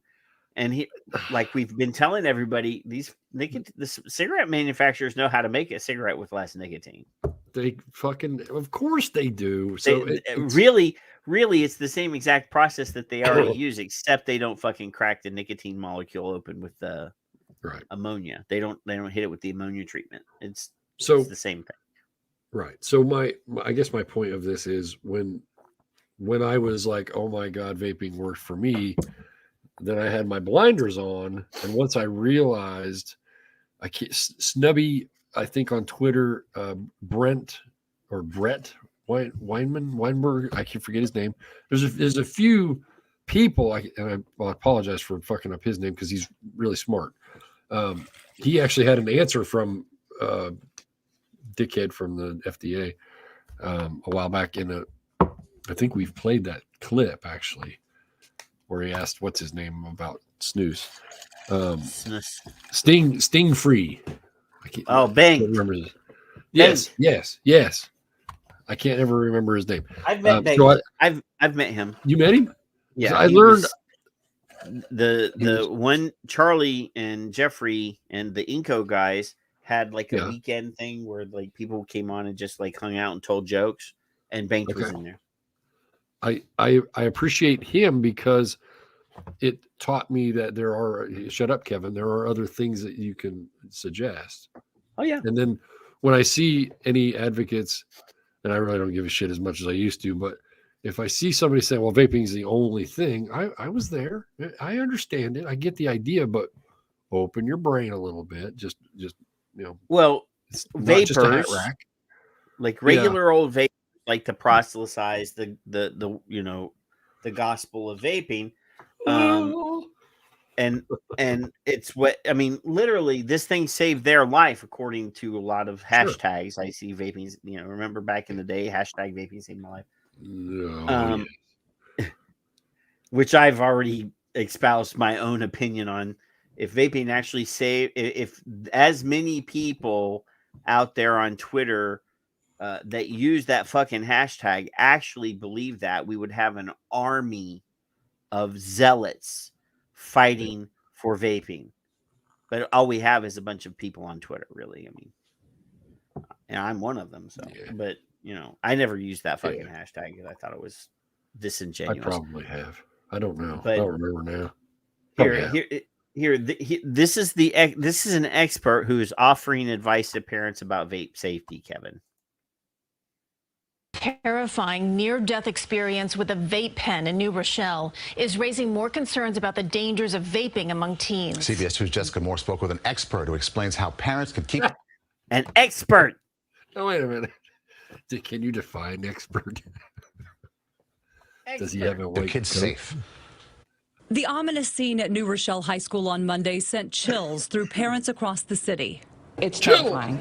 And again, I'm just so grateful that this didn't end in a death of a child. Unbelievable. A student reportedly using a marijuana vape pen collapsed suddenly. Police believe the THC may have been laced with the powerful opioid fentanyl. Nurses quickly delivered. Now, again, we already have an article where we talked about this, where they said we have no proof that that's what it was, but it's this fucking story. We want to use the word to scare people, though, even though we have no evidence at all that that's what it was. The antidote Narcan and saved the student's life. Now parents are questioning how the deadly street drug got inside a vaping cartridge when most are childproof and can't be reopened once sealed. My guess is, why would you... Oh, and this is Arnaud Durale. He's been on our show. He was one of the big wigs at VTA at one point. He went off and started a marijuana think tank, essentially, and business. I think. What do he call it? An incubator. Add fentanyl, why would you add anything else? Is to give the impression of high. Potentially. or to give kind of an effect by lowering the quantity of real THC that you have in the product. Arnaud Dumas-Durali is chairman of the ISO, the organization that sets safety standards. Dumas. That's not very nice calling him a dumbass. He's a very smart guy.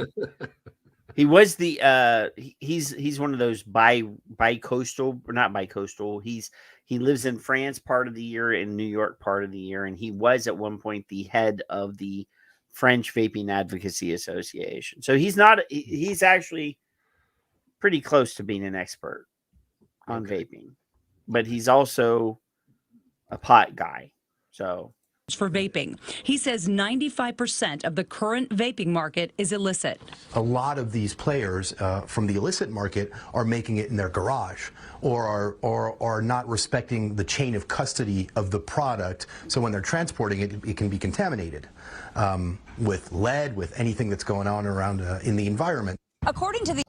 Now, I do have to say that he is the poster child for hipster in this picture. With that hat, though.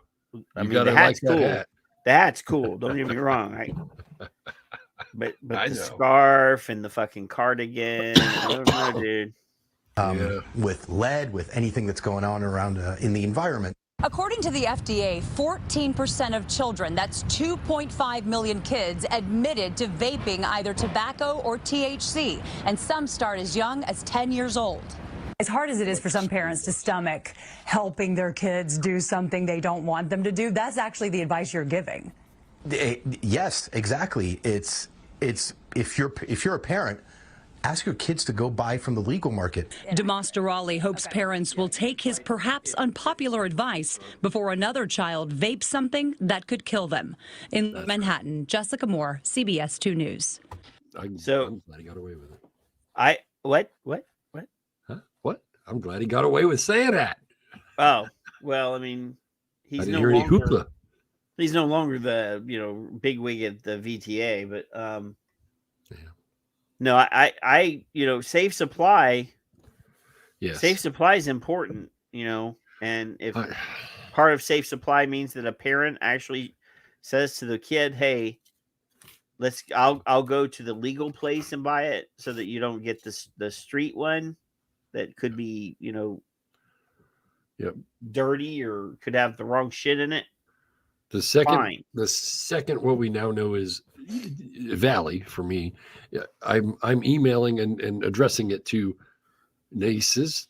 some nieces, nephews, my own fucking kid and his friends. I'm messaging all of them, each individually, going, I don't know if you do it. I'm assuming you do it. If you're doing it, stop taking it from the guy on the corner. Get it exactly what you just said. Get it where you know it's not adulterated. Please, because I don't want you to die. I don't know what it is yet, and it's not nicotine, and they weren't using nicotine, and that's fine. I didn't care about that part. And one of them was 15. One nephew was 15 at the time, and I didn't care. Period. You're just trying to be that cool uncle. No, yeah, honestly, furthest from the truth that could be. I wanted them to live. And in hindsight, I turned out that it could be that I was the cool uncle, but no. You're trying to be. I didn't say you were being. You were trying to be the cool uncle. Lord. Trying to show I'm the best. I'm the best one in Ohio for most of them. Just Ohio. So, hey, here we go. So now even the Aussies are spying on the kids in the bathroom. Can reveal public schools are so desperate to stop a rapid rise in student vaping, they're rolling out high-tech detection systems to catch them. In the past year, 4 times more students have been suspended for the worrying trend. The Holder says vaping is rampant. Oh, now, not to be uncool. Not to be uncool or to be rude or to say, and I'm not saying all Aussie girls, but you're going to see something here. This girl's got some problems, and anyway, just watch. At her city school, Dakota Friend. That girl's got a really bad case of herpes. I'm just, Newman agrees it's happening at her northern suburbs campus, and Luca Clark, who attends high school in the south, says students are busted vaping every day. Like, everyone does it. I'm just sick of getting the smoke and all the freaking flavours, because it's just like when you walk into it, it makes you feel sick. Because you can see them, like, as you walk in. Yeah. Videos like this are becoming more and more common online. Vaping, chuffbau. These SA kids are just 11 and 12 years old. Imagine. Unsupervised little bastards. Now, all right, you Aussie parents out there, are you not monitoring your kids on social media? I mean, we didn't have social media when I was a kid, but my mama knew every fucking thing I was doing. Like, and she only mentioned half of it. You know that.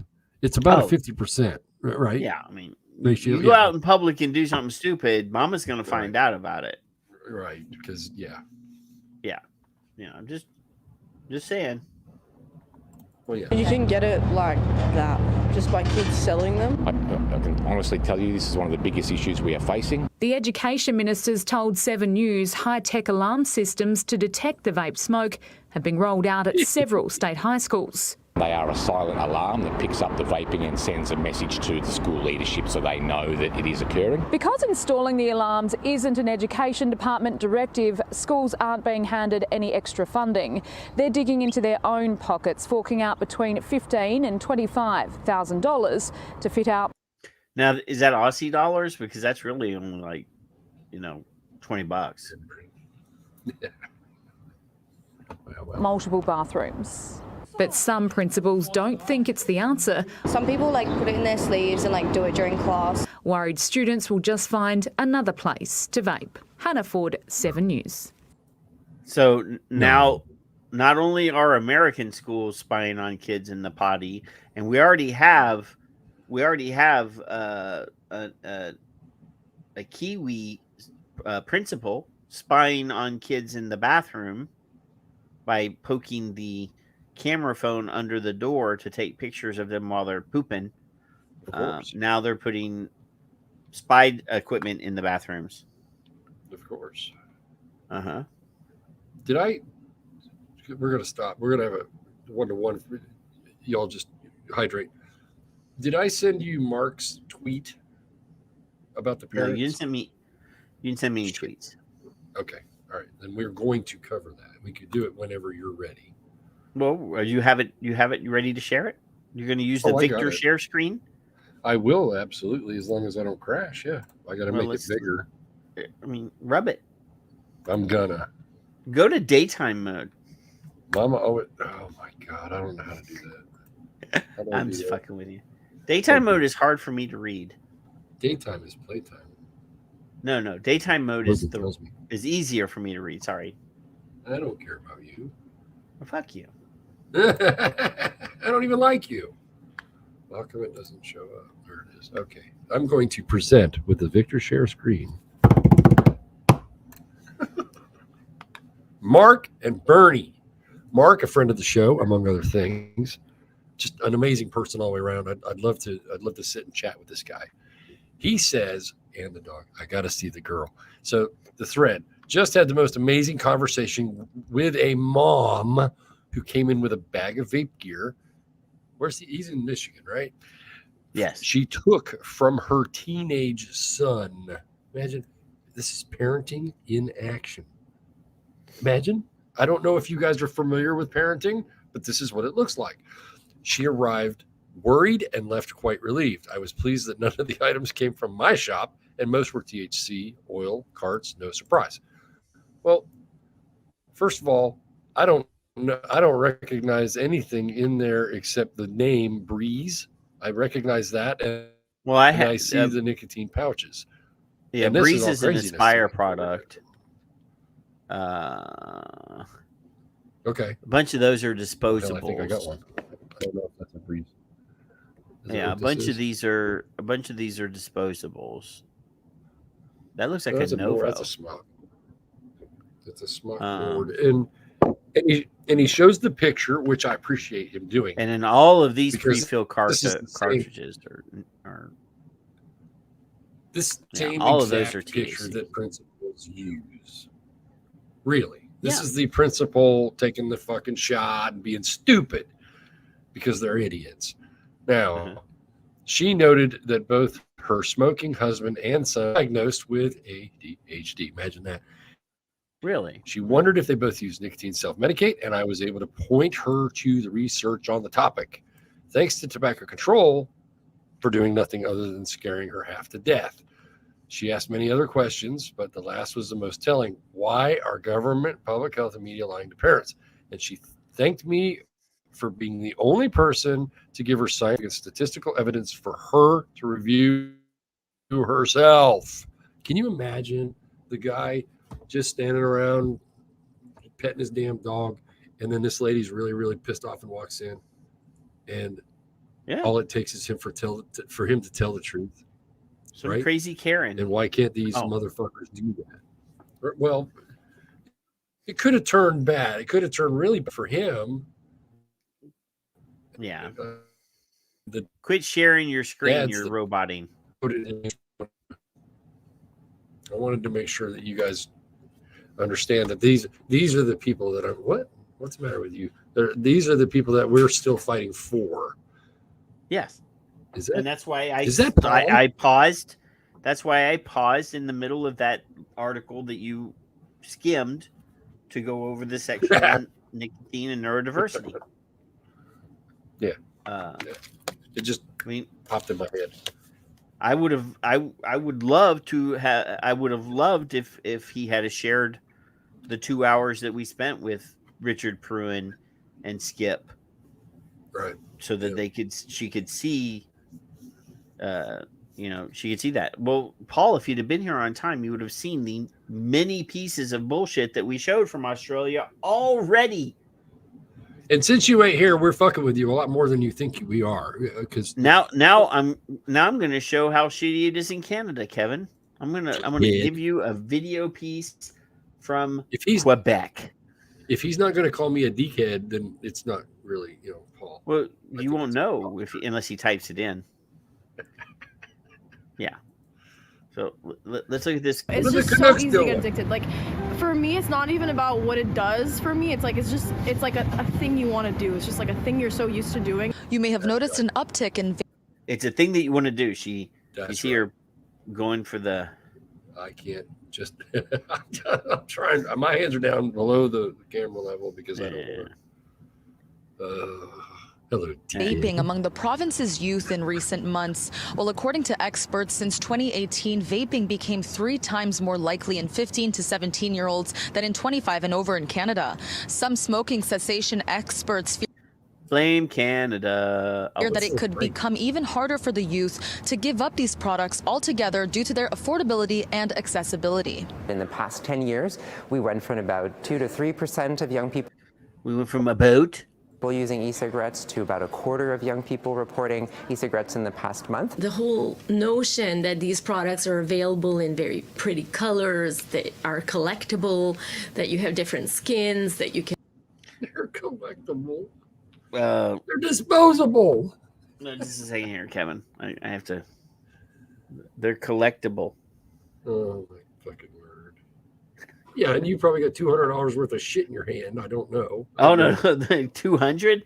That's like that's more? over $1,500 worth of stuff right there. Holy Jesus Christ!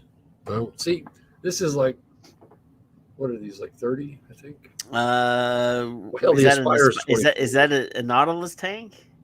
Yeah, Nautilus tank and slide. Yeah. So yeah, you're looking at about slide. $40. Yeah, I got personalized. Still alive. Vice. Who names their company Vice? I don't know. That's like when I would go to vape shows and people would be like, "My shit's awesome," and I'm like, "Why are you calling Vice one of our friends?" No. You can buy bundles. The industry is there to encourage you to buy more at a time, and so all of these elements contribute to trivializing the harms of these products. I feel like nicotine's actually quite something serious. So once you have that addiction, you have it. You'll do anything to get it. Flory Duca. Oh, I'm gonna blame somebody other than myself. That's what that kid just said. It's not my fault. It's somebody else's fault. Well, yeah. Explains that the appealing nature of these products, coupled with a lack of regulations in Quebec, paved the way to a larger problem. The industry is always reacting to keep the lack of regulation in Quebec. Quebec was the province when they regulated. They required vape shops to cover their windows, blacken them out, so nobody could see what they were selling in the store. Idiotic. So don't say they were not regulated. Those products cheap and enticing with different flavors, and we don't have a ban in Quebec. We don't have a ban on flavors nationally, and so a lot of the elements that contribute to keeping the products popular and easy. Now let's scroll back here for a second, Kev. I wanted to see something here. So who makes the views? Reynolds, I think, isn't it? And didn't they voluntarily get rid of all of their flavors in the United States? I thought they did. Yeah. Now look, they have Vused iced mango, Vused blueberry, Vused grapefruit over there, passion fruit. Yum, I just noticed that. Keeping the products popular and easy to use among a young clientele are still there. We have the lowest tobacco tax in the country. A common misconception around vaping this pediatrician warns of. There is a potential for vaping products to be less harmful for adults who would use them for smoking cessation. It's not the case for young people. There's no evidence that vaping would be a successful or useful tool for young people to quit. So they'll Smoking help adults. They'll help adults quit smoking, but they won't help kids. Well, fuck them kids. They're not human. They're a different species. So really what we're seeing in young people is that they're using these products not instead of cigarettes, they're just using them and without using cigarettes. And he is already getting a glimpse at some of the short-term effects. Okay, I'm going to be unpopular, Kev, and I'm going to say... All right, go ahead. Join the club. Let me remove this for a second. So this asshole pediatrician is saying that he's upset that kids are vaping, even though he just said that he knows that they're safer than cigarettes. He's upset that they're initiating vaping without ever having smoked a cigarette. So for sure, they've never inhaled all of the other harmful shit that's in a cigarette, and probably never will. But that's bad because they started. These are the same kids that would have smoked. Likely. Yeah. May. Could. Right. Yeah. We do know that in the aerosols that come out of the e-cigarettes when we breathe through them, there's a number of different chemicals. Some of them could be associated to an increased risk of cancer in the long. Could. May. Yeah. Long run. To this vape shop owner, vaping products should only be sold at official vape shops to serve their purpose of helping adults combat their nicotine addictions. No, Patrick, stop. You see the cover go back down like a medicine cabinet.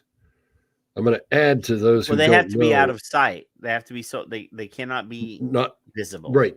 Not only were they blacking out the windows, and I believe it was Ray, and it might have been somebody else. I think it was Ray that explained to me that once you go into the shop, you can't even see anything once you're in the shop, and you can't ask them if they have anything. You have to ask for something specific at the time. I don't know if that's changed. So if I wanted an Aspire 18 whatever, that's what I needed to have, or 1.8, so you can't say anything, and they can't tell you anything except for the exact product that you want. Hence the little black 18 plus thing up there. Go ahead. Sorry. Years ago, like we were not dealing with this, you know what I mean? And it's like, and it was within our establishments. And when it started hitting the street, like left and right, like all over the place, like it became like a big problem. In Montreal, Sasha Like- Tiemann, City News. Like. Fuck them kids. They're not human. They're your kids. I don't give a fuck about your kids. I don't give a fuck about my kids either. Mine are well above the age of majority. They can do what they want. Yeah, except move out of your house, apparently. Except exactly, which will that's coming. That's another topic for another show. You told me that like 10 years ago. Feels like it. You told me that like 10 years ago they were moving out. I didn't even know you 10 years ago. I'm just exaggerating. Just a tiny amount. No shit. Just a little bit. Just a little. Yeah. Imagine having my own space someday. I don't, One of these days you'll be in the ground and they'll still be living in that apartment. House. Remember when Dad thought we were leaving? Yeah. So this is from the Times-Union, Kevin. Okay. So this says another arrest in Nazi land. Oh, no, that's not the one I'm looking for. Man accused of vape products for sex photo scheme. Mother also arrested. And the mother was arrested. Let me repeat that. Man accused of vape products for sex photos scheme. Wow. Semicolon. Mother also arrested. I guess a family that purrs together stays together. I mean, this is from Saratoga County. Saratoga Springs. Florida? Well, it's in America. I don't know what I could tell you what state it is if I really looked at it, but let's see. Saratoga Springs. A city man offered to sell nicotine products to girls in exchange for sexually explicit photos and videos, and his mother was accused of participating in the sales, Saratoga County Sheriff's investigators said on Tuesday. How can you possibly? I couldn't have predicted this one. Deputies said the arrests were made Monday after a lengthy investigation into complaints involving both the man and the woman endangering minors in the towns of Wilton, Northumberland, Moreau, and Saratoga Springs. The son, 27, allegedly used social media to contact underage girls and engage them in conversation, and then would set up sales to them of nicotine products, vapes, and other products. His mother, 67, allegedly participated in the sales. It is alleged that the son received and possessed some of these illicit pictures and videos via social media. Deputies gave their addresses as Design Motel in Saratoga Springs. The man was promoting an obscene by a child, 2 counts of felony possession of obscene sexual performance by a child, 5 misdemeanor counts of endangering the welfare of a child, and 3 misdemeanor counts of unlawfully dealing with the child. He was arraigned in Moreau Town Court and held in lieu of bail pending further court action. His mother was charged with 3 counts of misdemeanor unlawfully dealing with a child and was arrested and was released court appearance tickets. Investigators ask anyone who may have further information about these incidents to call this number. Quick, Kevin, call and give him Paul's name. I don't understand this. I really don't. You know, you're going to lure children and contact them and say, would you like some nicotine, little girl? I don't understand. I really don't. Well, I mean, if you go by what the piece above, the ginger Australian girl was talking about how she liked to, she wrap her hands around the smooth cylindrical. Yeah, the big cylindrical tube. tube. Yeah. And how it made She didn't her even wipe it feel- off. She just stuffed it in her mouth. Stuffed it in her mouth. Yeah. That was an Aussie piece, wasn't it? That wasn't. She said she moved home to Australia because Yeah. she was unemployed because apparently she couldn't get a job writing. Oh. So this this one here, this is a Kevin story. This is a Kevin story. Let me present this one. Christ. I'm presenting this one. Let's see. Stoned taxi driver fails to regain license. That was And they yours. That misspelled. wasn't mine. This is Yahoo News. They can't even spell fucking license after blaming a vape pen. That was yours. You did. I didn't send that one to you. No. This is the second one that made me think of you.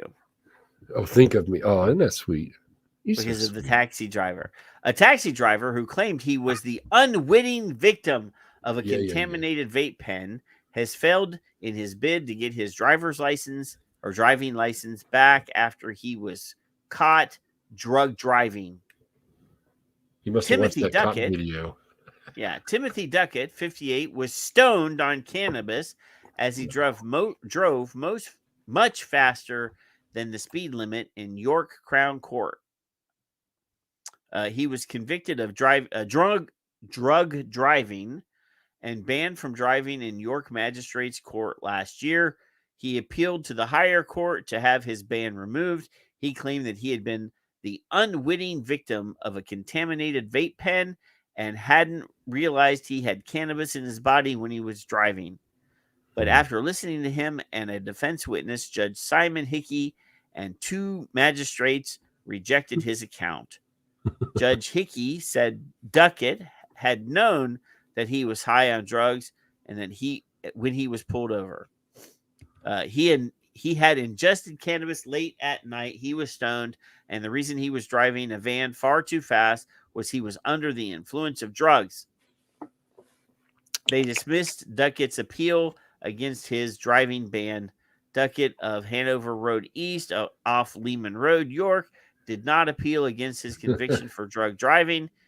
He remains banned from the roads and cannot work as a taxi driver. And then it says a driver is guilty of drug driving if he or she fails a drug test. A court can exceptionally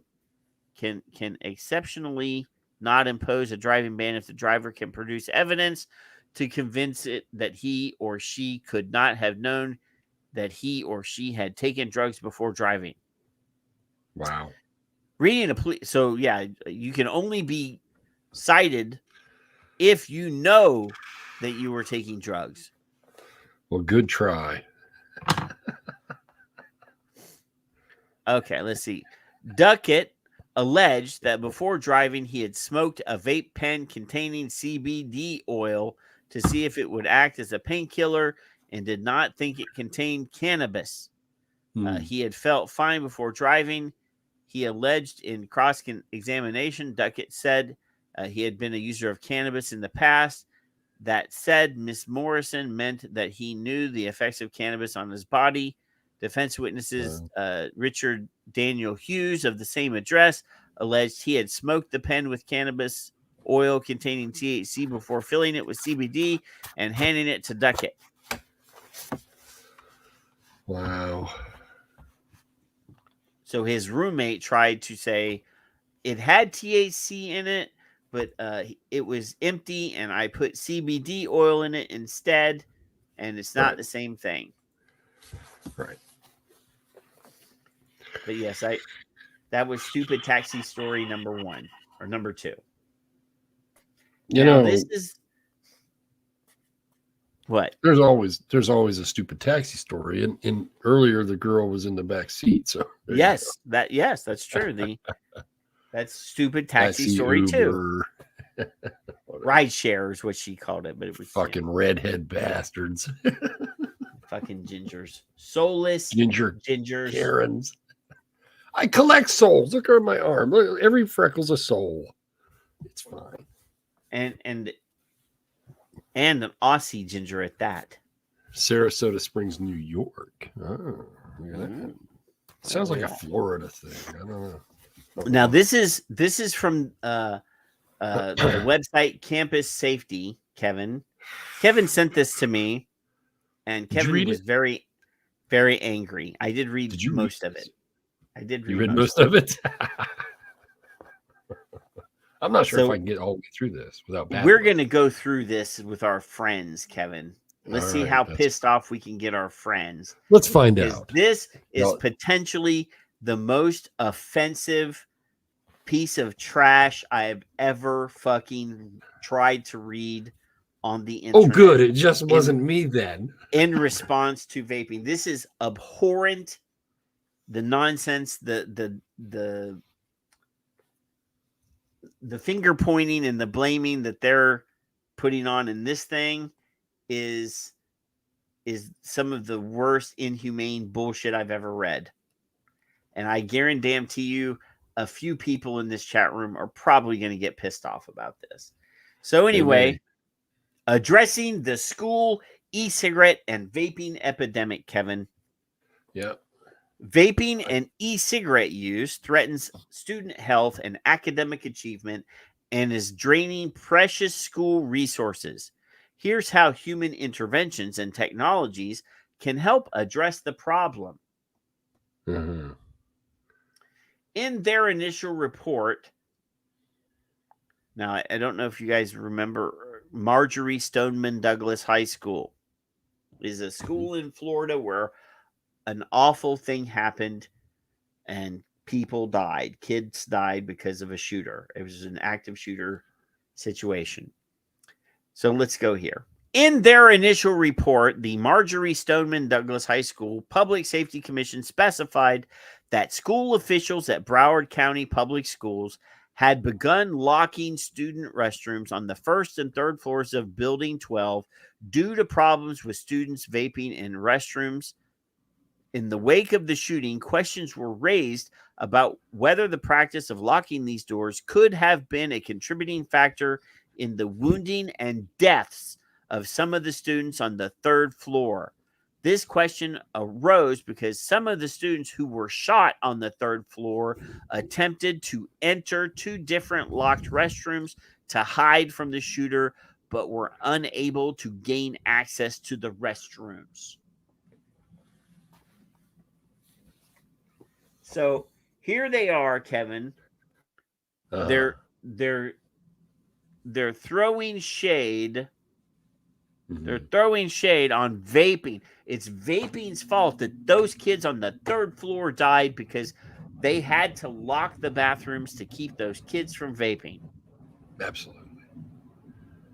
Because who among us doesn't want to sensationalize a tragedy in any way possible? Let's just use this horrible thing that happened to... Because fuck you, you fucking campus safety bucks.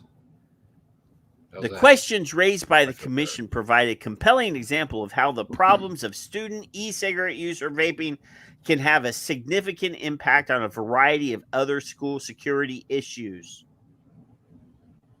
K through 12 campus officials across the nation have reported significant negative impacts on students, disruption of classroom instruction, a severe drain on available personnel, reallocation of limited staff development time for teachers and other school staff, a strain on existing student assistant programs, increased expenditures, medical emergencies, and other significant problems resulting from e-cigarette use by students.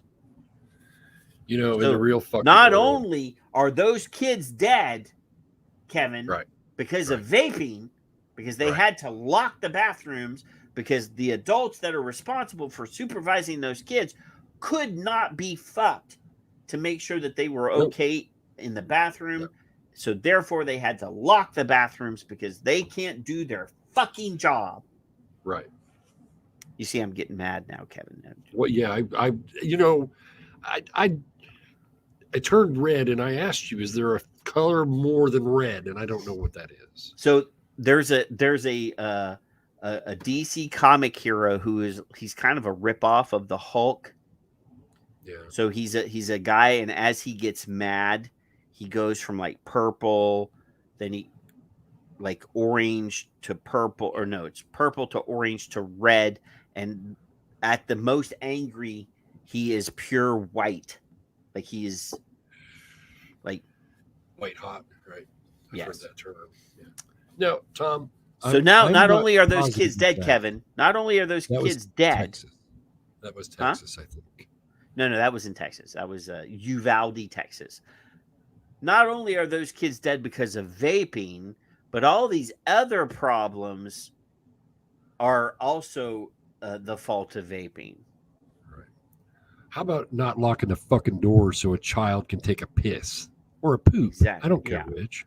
Period. And then if you catch them vaping or smoking, then act accordingly. Fuck off. Leave these fucking people alone, kids alone. This is why kids are all fucked up right now, Kevin. Oh my god. Oh, I got to do one more thing. Since I'm so angry, is Paul still here? He hasn't. I don't know. We'll talk about him either way. We don't care. Well, I just want to make sure that he's here for this next part. I just need a Paul. Raise your hand if you're here still. Troop. Hey, there's Troop. Hey, Troop. I shamed Jay Love enough that he actually did send me a bottle of 12 milligram Castle Long Reserve from the holiday batch. It took him a while. He doesn't love me anymore. He doesn't even like you.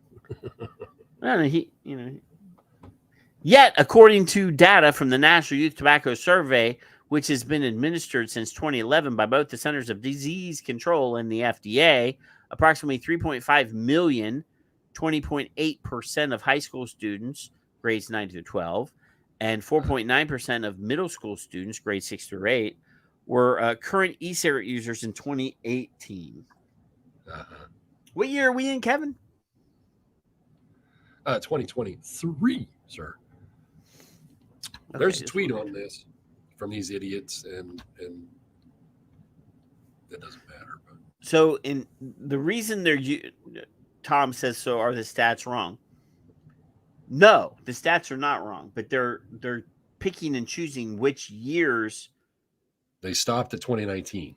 Period. Yeah, they're no longer talking about 2022, where the number is dropped down to like less than 3% or something. No, they're not going to show that number. They want to show the higher numbers, so they show the 2018 numbers. Yeah.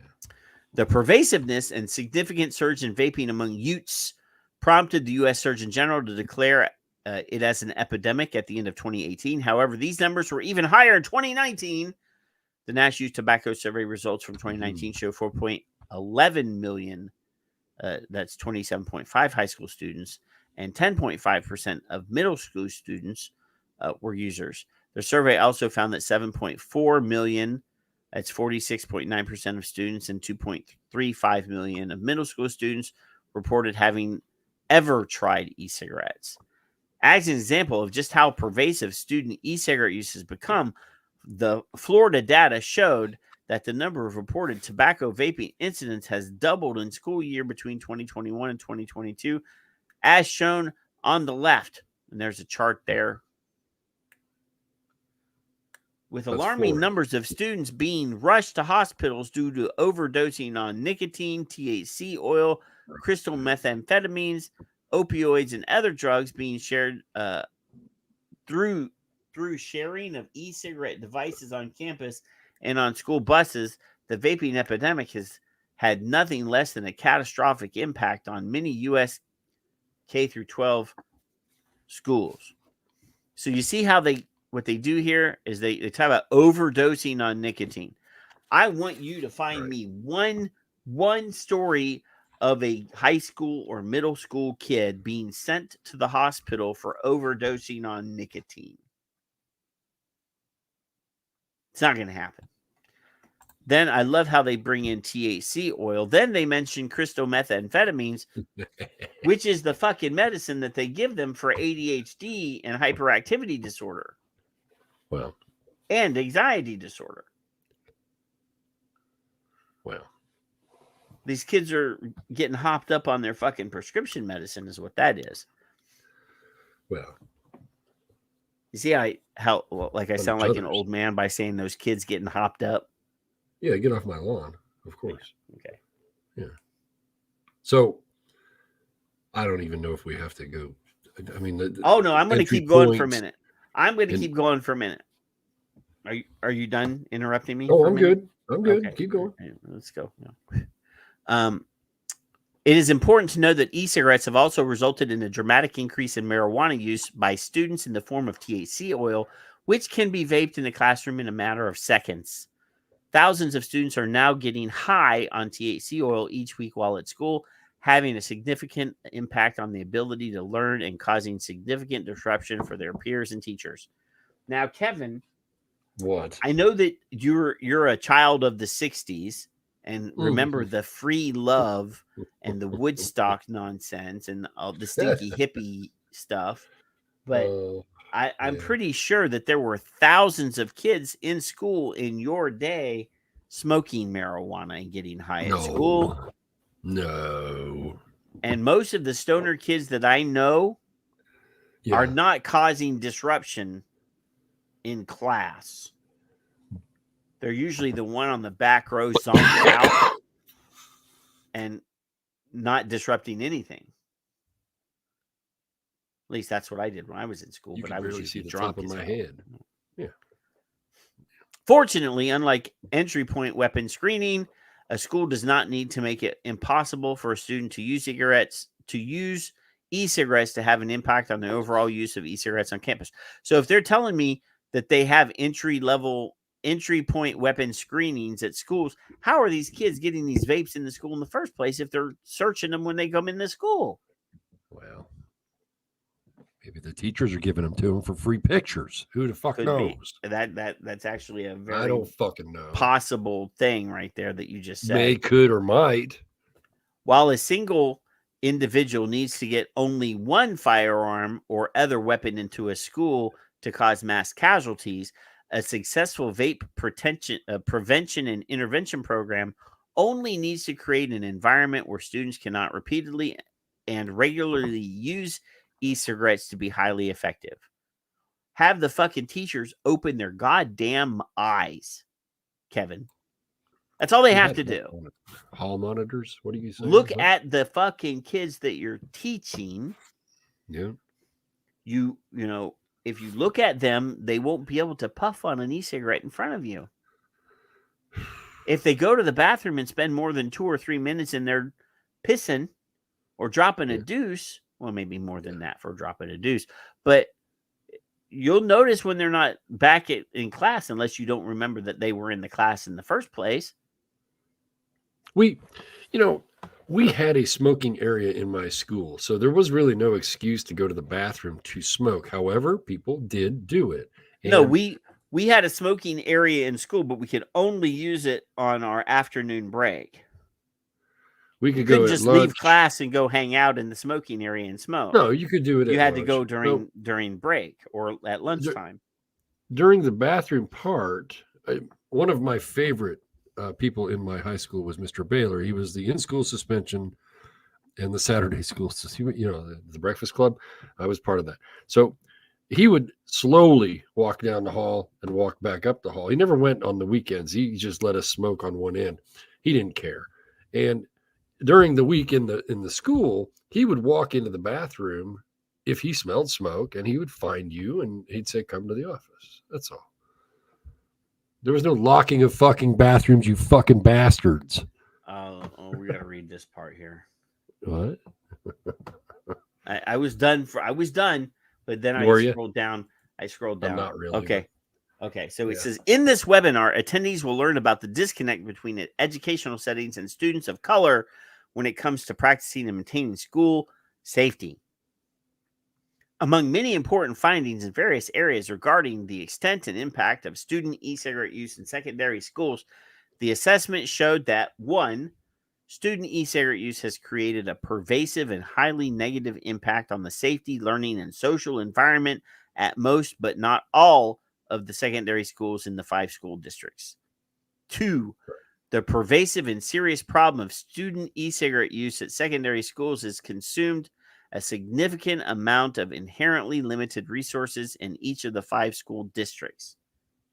3, in spite of significant efforts, massive amounts of staff time and other resources the districts have expended on the prevention and mitigation of student e-cigarette use, the stealthy nature, highly addictive properties of e-cigarettes, and the inability to effectively address the key driving factors of e-cigarette use among students. The current measures of all 5 school districts are inadequate to properly address the problem. Many school administrators reported spending 10, 20, or even 40 hours per week just on vaping incidents. I have a question. If they lock the fucking bathrooms, how can they spend 40 hours a week worrying about this bullshit? I'm just asking. I don't know. A number of schools have had more than had to add more full-time administrators and even additional full-time student resource officers just to handle student e-cigarette violations. Right. 4, right. The e-cigarette epidemic has created increased dangers, including frequent evacuations of entire schools due to student e-cigarette use, setting off fire alarm systems, medical emergencies requiring transport to emergency rooms by ambulance, and increased risk of school violence due to the massive amounts of time school administrators, campus monitors, school security personnel, and SROs must spend on student e-cigarette violations. One Florida high school principal told reporters he had summoned ambulances 15 times in 1 year to his school due to medical emergencies resulting from student e-cigarette use. Sure. Now, if a school in Florida had reported 15 times in 1 year that they had sent kids to the emergency room for e-cigarette use, we would have covered that on this show. If a school had 15 kids over a year be hospitalized due to vaping, do you think that we would not have caught that? Considering one of our best friends of the show, Nick Orlando, who has been a guest on the show multiple times. I love that Nick Father guy. Is the head of Florida Smoke Free and would have told me. I think he might have mentioned it in passing. Casually, at least. I believe that I would have known that. We determined that each school district will need a customized, comprehensive, and multidisciplinary strategy that includes the development of an increased awareness, improved approaches to student supervision, additional specialized personnel, evidence-based cessation programs for students who are addicted to nicotine and THC detection, swab kits, a technology array which includes fixed and portable vape sensors and smart cameras with analytic software, electronic hall pass systems, and other supportive measures. How about you use your fucking guidance counselor who is supposed to be trained to deal with kids at risk, actually sitting down and talking to or with your kids? That doesn't make any fucking sense. What? You mean like have a conversation? Yeah. What? What's wrong? What's wrong, Johnny? Well, I hate you. Is your daddy touching you? Is that why you're, Is your teacher trying to fuck you? Is that what it is? Is your teacher trying to get you to swap naked pictures of you for vape stuff? I mean, are you currently being abused at home? Talk to me about your issues. Hey, maybe you need to see a counselor for some neurodiversity issues. Any number of actual useful interventions. Tried, true, and proven over the years. But no. Let's victimize these kids a little bit more. Let's treat them like prisoners in a prison. Let's mess up their brains even more. I really, really, really, really tried to read this article with an open brain for about. No, you sent this shit to me just because you know that was going to piss me off, Kevin. 30 seconds in, I was the so moment I fucking get to mad. the second paragraph and they start blaming the kids in Marjorie Stoneman for getting shot because the bathrooms were locked because kids were vaping in the bathroom. Right. So let's break that down a little, shall we? Really? Because I don't have words for this kind of nonsense, Kevin. If underage access, compliance, and enforcement were already taken care of by these fucking idiots who are getting pictures of naked kids, then locking a fucking bathroom is inhumane, period. I don't give a fuck who you are. I don't care how old you are or what the problem that you think you have is in your school. There will be literally no reason for you to lock children from bathrooms ever. I don't not unless you just want to, I can guarantee you, if they had done that shit when I was in school, I would not have been the only one, but there would have been many of us just stand up and go to the corner and piss in the corner. Well, that too. I had a girlfriend in high school that, and I guarantee you, yeah, if I had done that and they called my mother and my mother came to the school and I said, well, the bathroom's locked. They wouldn't let me go to the bathroom. She would have been like, there you go. Did the right thing, kid. Yeah. Clean it up. Spill aisle 3. No, she would have told them to clean it up. It's their fault that I pissed on the fucking corner because they locked the fucking clean bathroom. It up. That's what I mean. Go clean it up. Have fun. Or if I had just walked out the classroom and down the hallway to the fucking exit door and pissed on the nearest tree. I am a little bit of a hillbilly and a little bit of redneck, and I'll pull my penis out and pee all over. I don't give a shit if somebody sees me pee. And that's what I really love about you. And I'm glad you're in Texas.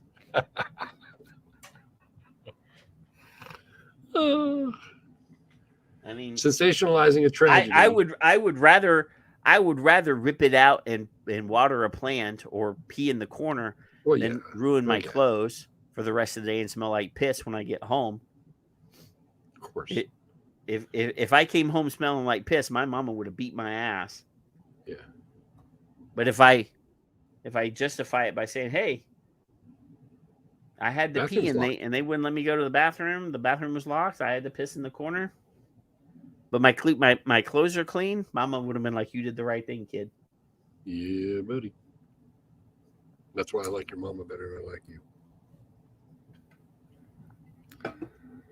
That's all I know. So I want everybody as distracted as they can be when they read shit like this, because what they did was they blamed vaping for deaths. That's what they did. They did. I mean, that is what they did. What they did. There is no two ways about that shit. They said like several kids died, got shot because the bathrooms were locked. Couldn't go to the bathroom. bathroom. Couldn't get in them. And the bathrooms were locked because of vaping. So vaping is the culprit. Because they want to go like this. They don't want themselves. You wait. As more, if Stanton Glantz gets that article, he's gonna do a metadata analysis study, adding those with bullet holes in them into the vaping deaths list. Yeah. That's how disingenuous these tobacco control assholes are. And for anybody listening 20 years from now, this is not Patrick and I's cry of we hate everyone and those people should die. This has nothing to do with that. Oh, I hate everyone and they should fucking die, but not just that. I mean, well, it sounds insensitive out of context. You know what I mean? Yes, I mean I know. But if you look at the context, we are not the ones that are being insensitive. Fuckheads. Stop locking fucking bathroom. It's like that guy from Quebec that was like, oh, well, vaping could possibly help a lot of adult smokers not smoke. But it doesn't work that way for kids. No, of course not. So, see, that's the funny argument. At what age is a smoker? And you and I, we can battle this all you like. I don't care if the kids are vaping. I don't care. Leave them be. Did Paul ever show up? Did Paul ever say that he was still here? I don't remember I saw Paul or not because I got all riled up in there. He fell out of his tree again. I don't know. It could be. Little drop bear. He's on the ground now. So yeah, it's stupid as a stupid does. Right. So it's always been a touchy subject about children vaping, with and I get it from industry. I understand that. But when I've got Bruce Nye and I've got my favorite tweet ever that it's harm reduction from don't know if she's a doctor, I forget. Among others, Tom, the guy from Iowa, Tom Glover. Huh? The AG? Yeah. What's his name? Tom something. Isn't he a Miller? Is it Miller? He said, this is like 8 years ago, it's harm reduction, regardless of the age. It doesn't matter. He said that years ago. So I know if you're a business, you can't sell to minors. I get that. Now, you do your thing and I'll do mine. If kids are vaping, then they're not smoking, period. If they're using pouches, they're not smoking. What do you want? Stop blocking the fucking bathroom. Well, the current Attorney General of Iowa is Brianna Byrd. Yeah, they just changed last year. I'm thinking Tom Miller. Just retired. Yeah, Tom Miller. I was right. You're right. You're always right, Patrick. I We know. just can assume that you're right, and that'll be that. We always move on. Yeah. I watched a little bit of Demi and Phil this week on their little show that they do sometimes. Their little show. And They like their bathrooms? Dimitri was saying repeatedly how he's always right. And I'm like, dude, you can't steal my fucking line. Did you tell him that? I did, but he didn't see it, or he purposefully did not. He ignored you, as he should have. Did not acknowledge my comment. But every time I insulted Phil, that made it on the show. No. So I heard Dimitri's Hey, wanted Kevin. in like 5 countries. Because he can't drive. Something like that. I don't know. Because he's an awful driver. He scares. I've ridden with him. He scares the living shit out of me. Oh, really? Okay. All right. Like cab driver scary? Oh, he no shit. All right.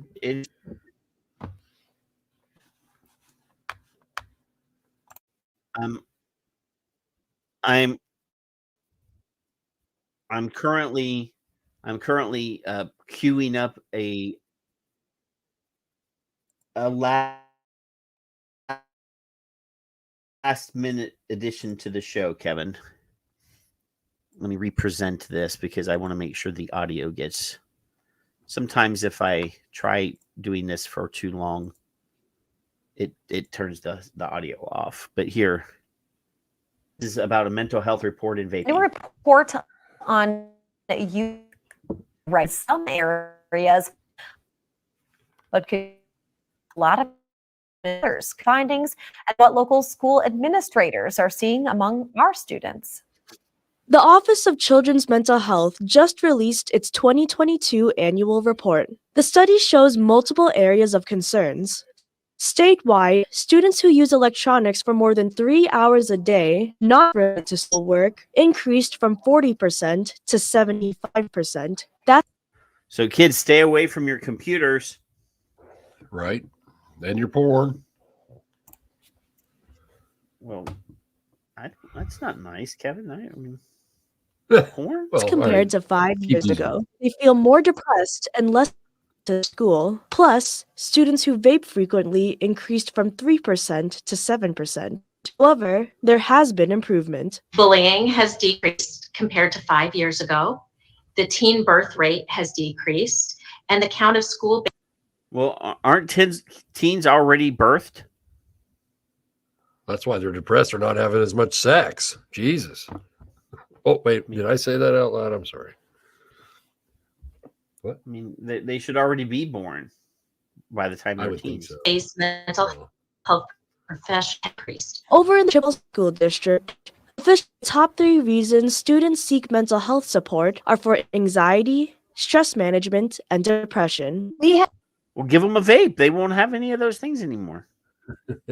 I've seen more than double the number of students each month utilizing. Now look at this chick. She's got a vape back there on the counter behind her. Look. Exactly. Look, that little pink thing. Look at that pink thing back there. Mental health to last year. In Chippewa in November 2021, 68 students utilized services. That jumped up to 145 the following November. Although the need is increasing, both Chippewa and the Eau Claire School District are short on help, despite having partnerships with community health agencies. It's not just our mental. Let's not show a kid. Let's show a locker. Well, it's more eye appealing. Mental health professionals, like our social workers, our counselors, our school psychologists haven't. Keying Xing. Xiang. Yeah, it's a Xiang. Keying Xiang. Increase the number of that group in terms of staffing. Know that we need a few more. State officials say we should invest more to combat school services, but high deductibles from insurance are an obstacle. We actually have made some advances in terms of Medicaid being able to pay for school mental health services, but we are having more problems in terms of kids have insurance through their parents' employment. So, are you telling me that the kids or the schools don't employ counselors? Oh, they that just they don't have to enough. go to a off-site, and they're worried about getting these kids counseling paid for by the insurance. Odd. Or whatever, or some other kind of insurance. That was Katrina Lim reporting. Officials are also considering how can we make mental health screenings as teen as physicals so that issues can be addressed before kids are at level. That's a good question. I mean, all these kids are already on medicines that affect them mentally. I mean, when I was a kid, nobody was taking. I mean, I keep saying, this is the old man thing. When I was a kid, hardly anyone was allergic to peanuts, for example. And now it's like 55% of kids in school are allergic to peanuts. I never heard of it as a kid. One of my nurses, nursing, they were making cookies for school, and like one of the rules was that none of the recipes could have peanut butter in them, and you couldn't use peanut oil, and you could put like peanut chunks in your chocolate chip cookies. My favorite, my favorite is a peanut butter chocolate chip cookie that I make, and they're kick ass, Kevin. But you use chunky peanut butter in the recipe. See, I would be making that shit and sending it to school and killing a whole bunch of kids, I guess. Yeah. Or I would send them to school, or I would bring them to school when I was a kid and say, "Oh, they got peanuts in them, so you can't have them. So I'll just eat them myself." Yep. Unless you vape, then you can have one if you're a vapor, right? Well, you don't want to be discriminatory, but I mean, yeah, it's just not cool. That was a new produced video piece that has occurred just before we went live. That's why it was not in the show notes. You got kids that can't afford lunch. Just that's true. Let's go to the obvious stuff first, and then like locking the bathroom would be like an absolute other end of the spectrum. And I didn't use spectrum purposely, but fuck. I'm just I'm baffled here. We spend a lot of fucking money, tax money, on schools. Yes, we do. Where's There's another emergency vote for this one. Yeah. I I mean, I know kids don't go outside and play and use their imaginations anymore. No, that's why they're allergic to everything anymore. Logan is 4 years old and he hasn't quite caught the bug. He does have. Janice found some. I don't know the games, guys, so forgive me. But it's a very small handheld game and it's got Buzz Lightyear and he likes it. But he would much rather play with his little racetrack and his little train track and his puzzles. Today was puzzles like crazy. He did like 10 puzzles in a row. Puzzles, dude, puzzles. And he loves to be read to, and he likes to read. I got a pre. You got to pre-rub something. Give me 1 second here. I just discovered something here. We gotta. I'm getting more coffee. Well, at least now that I know that you've gone, I can vamp. But when you just disappeared a while ago, that was a pain in the ass. Just disappear, and I have to assume that he's pooping. Come on, there we go. We're gonna download a new video segment. I'm downloading brand new, hot, right off the presses video. This is the best reason why we do Friday nights, because all the cool shit happens on Friday night. All the news stories break on Friday night. Come on, come on. He's probably having to grind his coffee. He's probably boiling. You got to go out to the manual pump and pump the water for his coffee. I am particular. It is Folgers, but I am particular in my bun. Folgers? Dear God, that's not even coffee. That's shit. Calm down, Karen. Relax. That's not fucking coffee, Kevin. That's. Do they have like crystals in there, or is that Folgers with crystals? No, it's instant Folgers, coffee. Classic Folgers. I did go when I went to Tennessee a few months ago. I did get the little packets. I didn't know they existed for coffee, but Janice has them for her water. She puts flavored crush and whatever the fuck.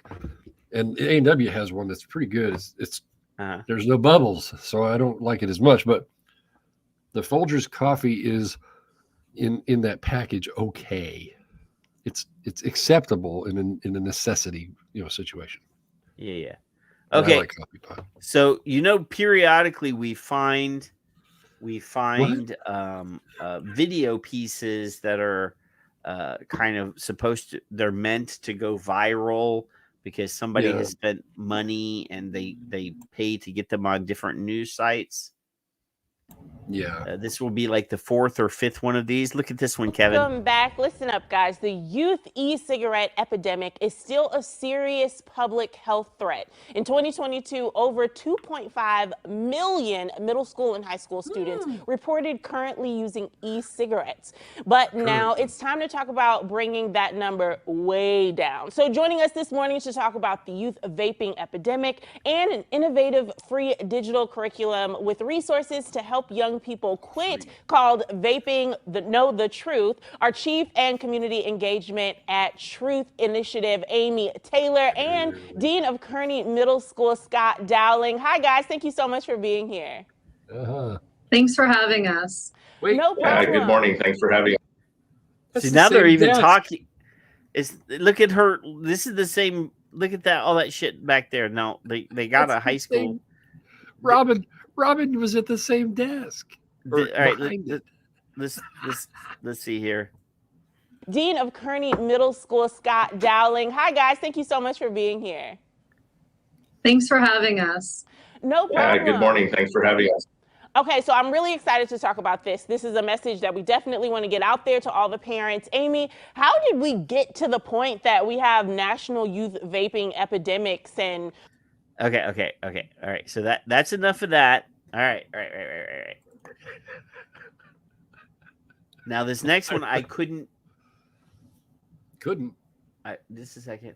Where did it go? You can't say can't. Couldn't. I couldn't download it. Oh, all right. That's fine. I'll accept that. I couldn't download it. Come on. Come on. Did I tell you how much more I like coffee than you? I didn't know if I told you. I don't know. I really do. Hey, Tom, you might be right. It could be like a screen thing like I got behind me. Dear Lord. They're all used in the same. That's funny.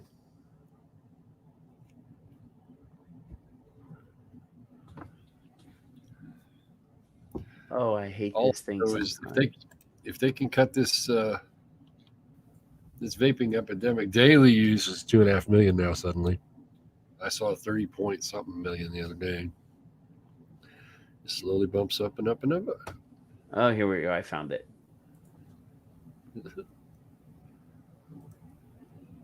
All right, come on, open up. Oh, here look we at go. this. Look at this. So this is oh, I have to present, share screen, entire window, share screen. I got to do system audio. Here we go. So now this one is vaping in teens. This is from a few hours ago. Let's check this one out. This is not a YouTube. Now it says here Truth Initiative. Let's scroll down. It does not have the sponsored content. Now let's see if on the Chiron or on the screen graphics it says anything about that. Now you'll see not only does this time it has a different school principal. Uh-huh. So now they're even making it more difficult by having the Truth Initiative video package with the local principal adding herself and then the local newscaster adding themselves. So this is a three-step. Watch. So I want you to pay attention to the Truth Chicks words because that's the one that's going to be the same from video package to video package. Watch your eyes. Right now, there's an epidemic that remains a serious health threat to teens in 2023. We're talking about vaping. And in 2022 alone, more than 2.5 million middle and high schoolers admitted to e-cigarette use. Now that's directly from the script. Yep. One group working to address this is the Truth Initiative. You may be familiar with their commercials promoting quitting vaping.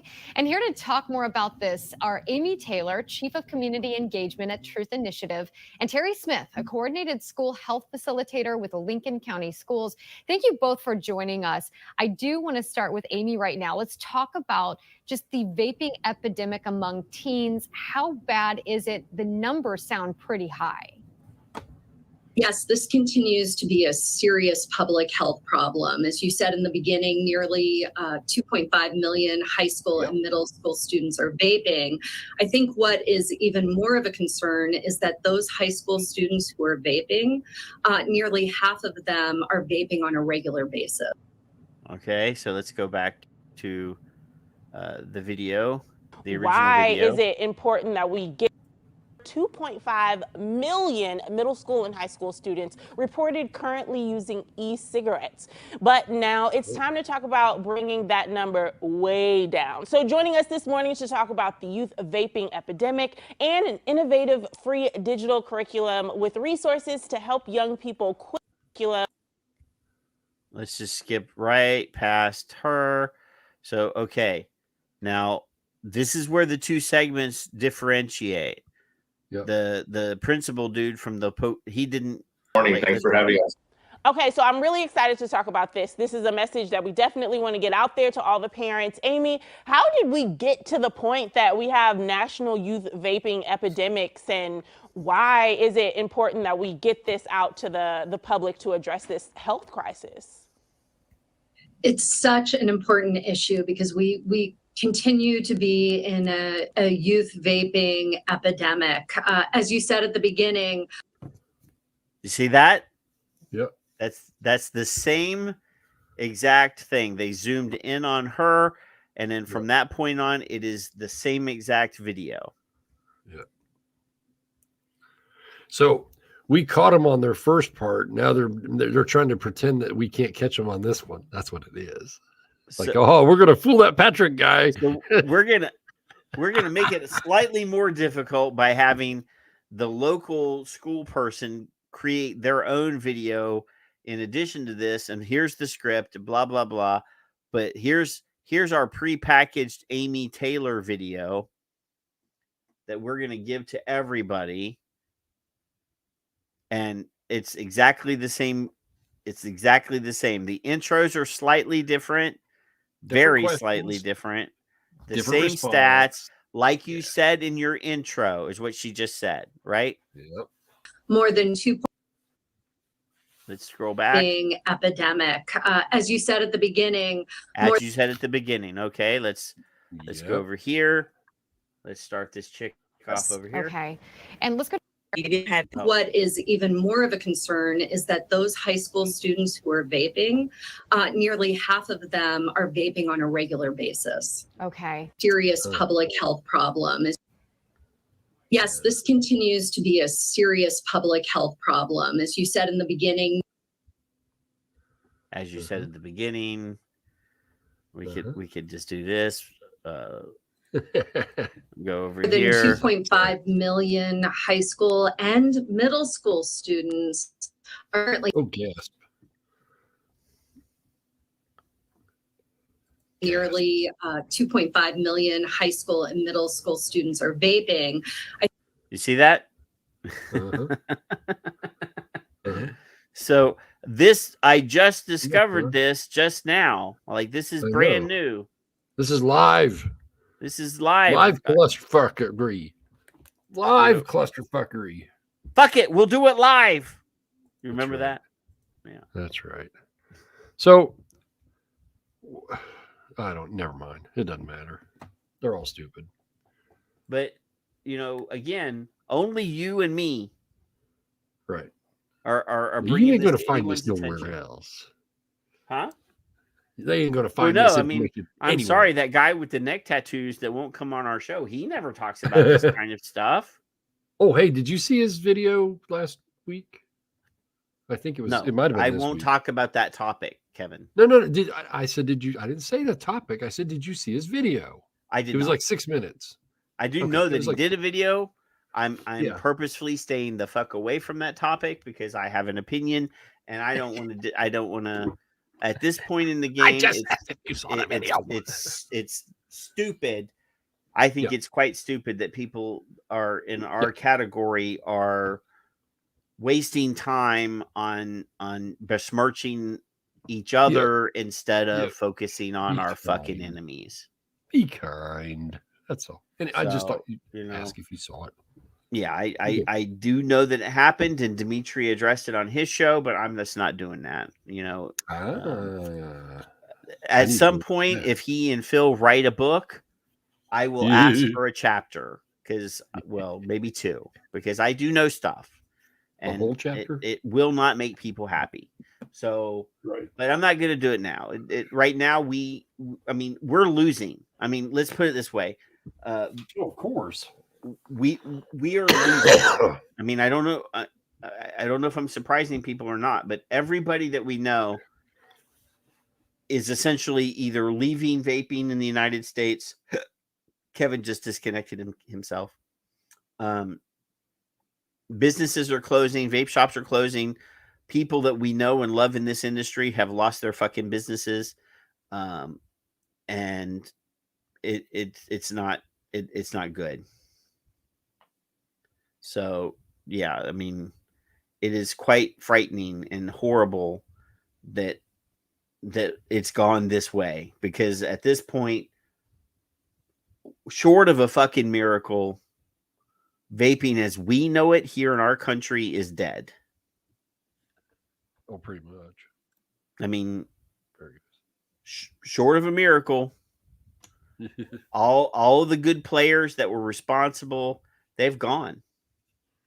Yep. They've either moved operation or extended their operations into Europe and left America. They've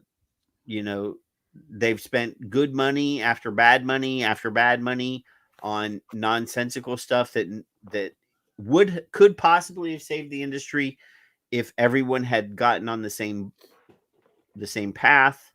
Maybe if everybody had put in a little bit more money, played the game as the game is played.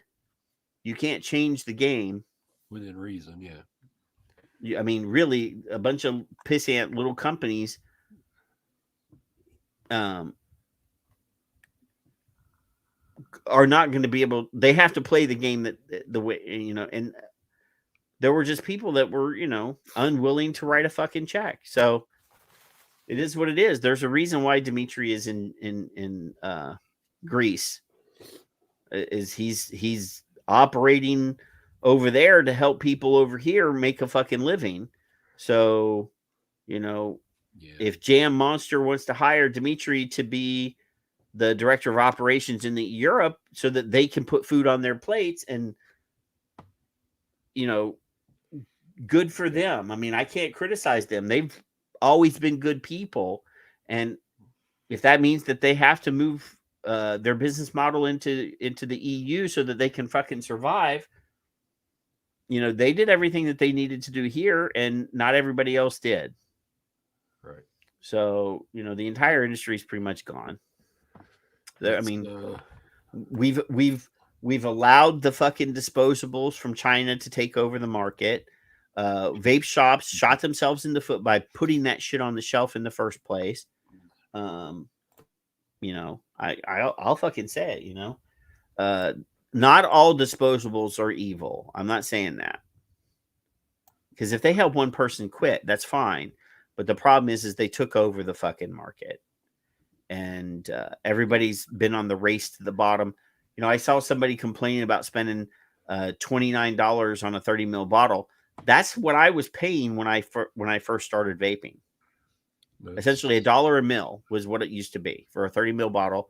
But the problem is I can vape a 30 ml bottle in a week.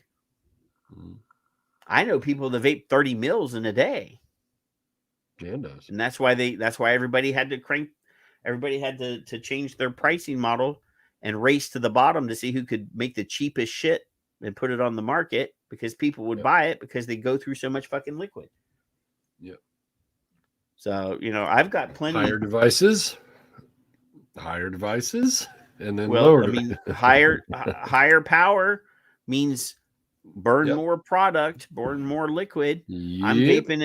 I'm vaping at 15, 16, 17 watts on my very expensive billet box that everybody doesn't need. But I don't go through. I mean, I've been vaping this. I made this on the December 31st is what it is. I vaped this much since December 31st. Yeah. This is the only thing I've been vaping since. I haven't opened any other bottles of liquid. So, Yep. And everybody says, "Oh, well, your nicotine's too high." Well, no, you're vaping 3 times as much fucking liquid as me. Yes. Which Dr. F covered that too. Yep. Yep.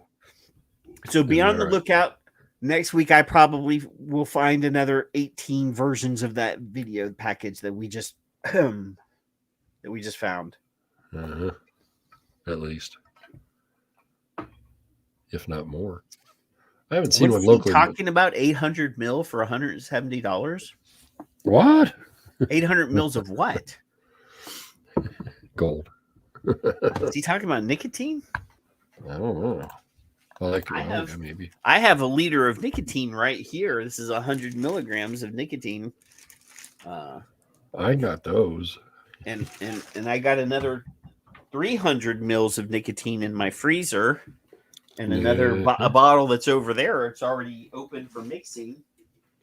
In fact, I actually need to freeze that liter. Janice told me last week, which I'm not going to make her do one thing or the other. She said, I'm going to try this without nicotine. Now she doesn't know which bottle it is. Well, so I don't know if she's got it or not. Hey, if she's happy, it doesn't matter, Kevin.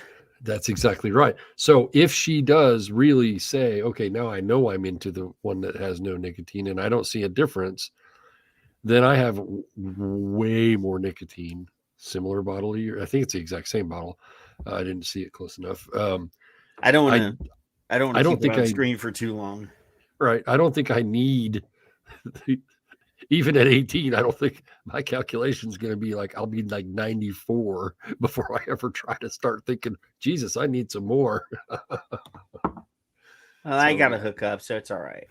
Right. Yeah.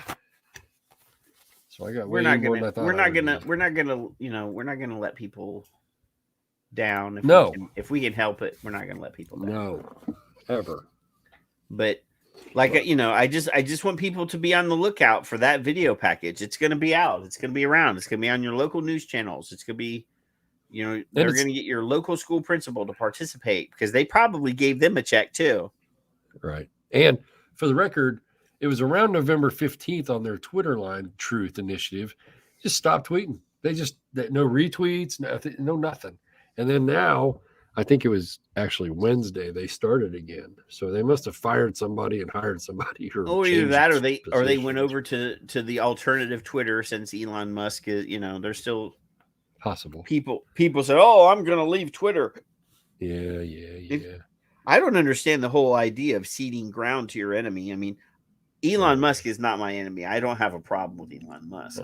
What I'm saying is the whole practice of people saying, well, I'm leaving because well, then that just means you're a fucking coward and you're not willing to stand your ground. Right. I mean, if some person that I was politically not aligned with purchased Twitter, I wouldn't fucking leave. Why not? Why would you? I'd be like on there every day. I'd be like, you kick me off. Go ahead. Nanny, boo, boo.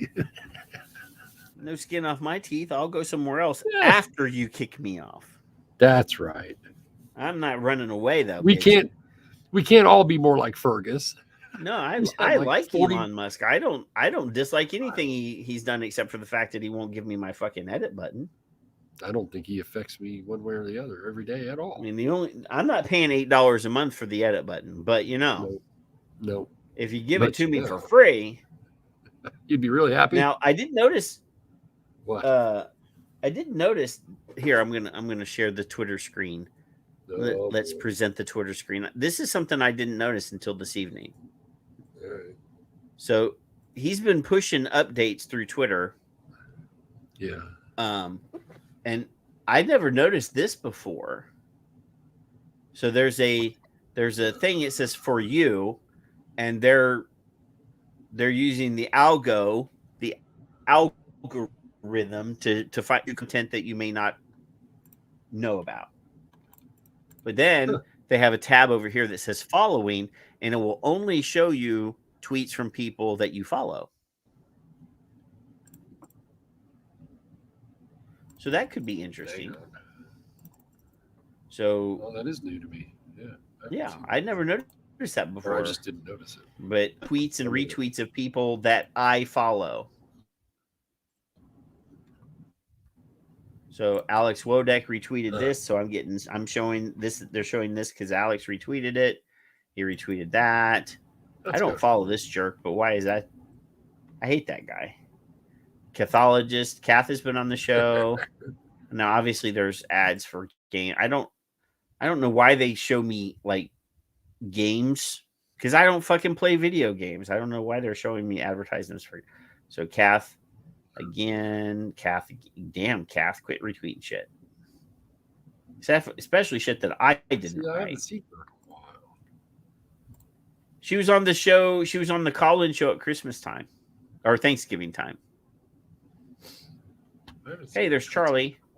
See, what does Charlie say here? In the 1990s, the HIV/AIDS research field had problems setting priorities. People living with HIV/AIDS called them out on that, called them murderers. Today, tobacco control research may have priority problems. What do you think is their top priority? Prevent disease and death, kill the tobacco industry, prevent nicotine use, murder smokers and vapors.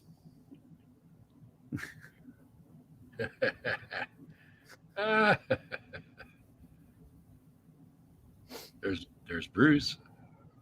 Yeah, Bruce and I don't always see eye to eye either. No. He's a nurse. Yeah. And historically nurses and therapists see healthcare in a different light, and for some reason, he and I got into it about how nursing, him and a doctor actually first. He said something about nurses are the only ones that feel the pain of patient care and blah blah blah, and a doctor came in and is like, I don't know what the fuck you're talking about. I'm there too. And then I came in and said, hey, I'm a therapist and I'm there too. I don't know what the fuck you're talking about.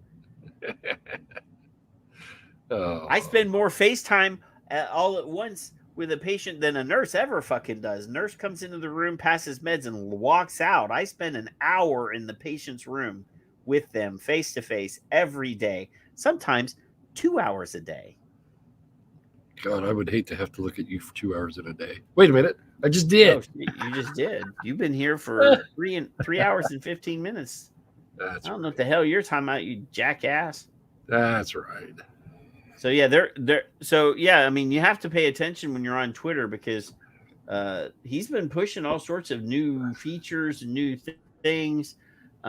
He's still, he threatened to roll out long form video hosting on Twitter to try to compete with YouTube a little bit, and monetization of Twitter for content creators and things like that. So interesting.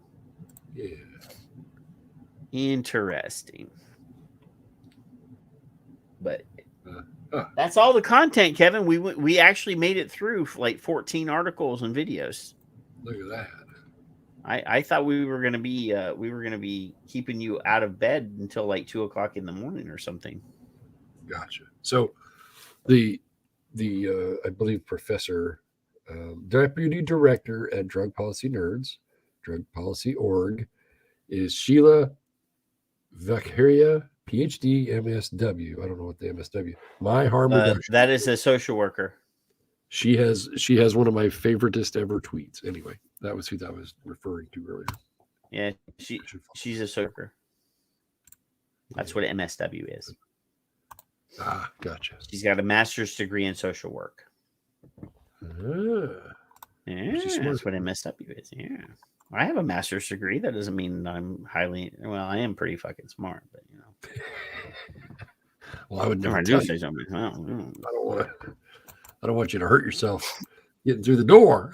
Let me pat myself on the back here. That's right.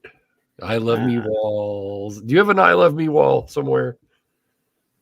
No, I don't have any of my like certificates hanging up or anything. I almost like you better just now. It just changed for. I actually don't even have a copy of my diploma because when I came to Texas, I had a backpack in my car, and it had my TENS unit and it had a couple things. My gym clothes were in it, and for some reason, they had asked me to bring in a copy of my diploma to photocopy it to put it in the file at the hospital where I was working. Yeah. And I left it in there and I forgot about it for a couple of days, and then somebody broke into my car. I guess they assumed that if they saw a backpack, that would mean there's a laptop in there or something. They smashed my windows and stole that bag and got some dirty gym clothes, a copy of my diploma, and my TENS unit. So it cost me $450 for a new window. So I was kind of pissed about that. That was like the second time that I had to replace a window in that car because after I came to Texas, it was broken into at the hospital, and then it was broken into at my apartment. Damn. So that's now I have a house with a fucking garage. You break my window now, I'm doing a piss poor job of security. Plus, I got video cameras everywhere now. I have strategic cameras. And I turned on, like, these are the Amazon Ring video cameras and floodlights. Yep. So I first turned it on, and I had, the floodlights would come on if they saw movement. Right. Well, now I even so the front door, when you approach the front door, it says you are being recorded. So the ones in the backyard say that too. Now the kids' bus stop is right on the back of the school is right across the street. I'm literally not making. The school is literally across the street, and they still have a bus stop. I mean, it's literally less than a football field, length of a football field away from my back fence.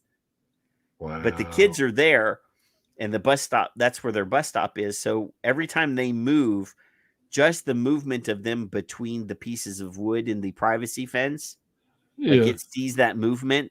So every morning they're out there going, "You are being recorded. You are being recorded. You damn kids, get off my yard." That's right. Get out of my yard, you little And I'm fucks. like, why in the fuck aren't those lazy little brats just walking across the street? I think what you should do is you should change that recording and make it say, "Hey, you stop vaping, you little fuckers." That's what you should do. I see you vaping. Or not. I don't know. I don't think it would. I don't think it's customizable in that way. Ugh. But so, how do you want to say goodnight to our friends, Kevin? Good night to our friends. Pay attention to these articles. Pay attention to what they're really saying. Pay attention to what they're really not saying. Pay attention to what they haven't done to get to what they're saying about shit that doesn't matter. They make them all stop locking their damn bathrooms. Yeah. Well, I mean, and be kind. I am constantly just amazed and surprised. I don't know why, at the level of insensitive lying, like BS that blatant. I mean, if two chuckleheads like us can find in passing the conspiracy that is being played by the Truth Initiative with these video packages, as an aside to all the other content that we brought to you tonight, just like 5 minutes before we're going away, oh look, here's two stories that I found in like a simple Google search of the nonsense that they're trying to perpetuate on people, the misinformation that they're trying to put on people. They're foisting this bullshit. Plus, if we bring you an article like that one talking about the Marjorie Stoneman shootings, and they're blaming the deaths of kids during an active shooter situation, and they're blaming vaping because some moron teacher or some moron principal decided that the bathroom is the most hazardous thing and the kids shouldn't be able to poop or pee. Right. This is the downfall of our society. I mean, this is literally, like, let's all move to a third world country. At least then you might have a semblance of freedom if you pay the right police people off, or the That's right. I'd go to Mexico right now and live inside of Mexico, not at the border, but inside of Mexico, because the cops there are willing to leave you alone if you give them a couple dollars. Right. Say, dude, I am not going to break any laws. Just here's $100. Let me fish in peace. Yeah. Yeah. Or let me just go over here and smoke a bowl. Here's $100. Go away. Yeah.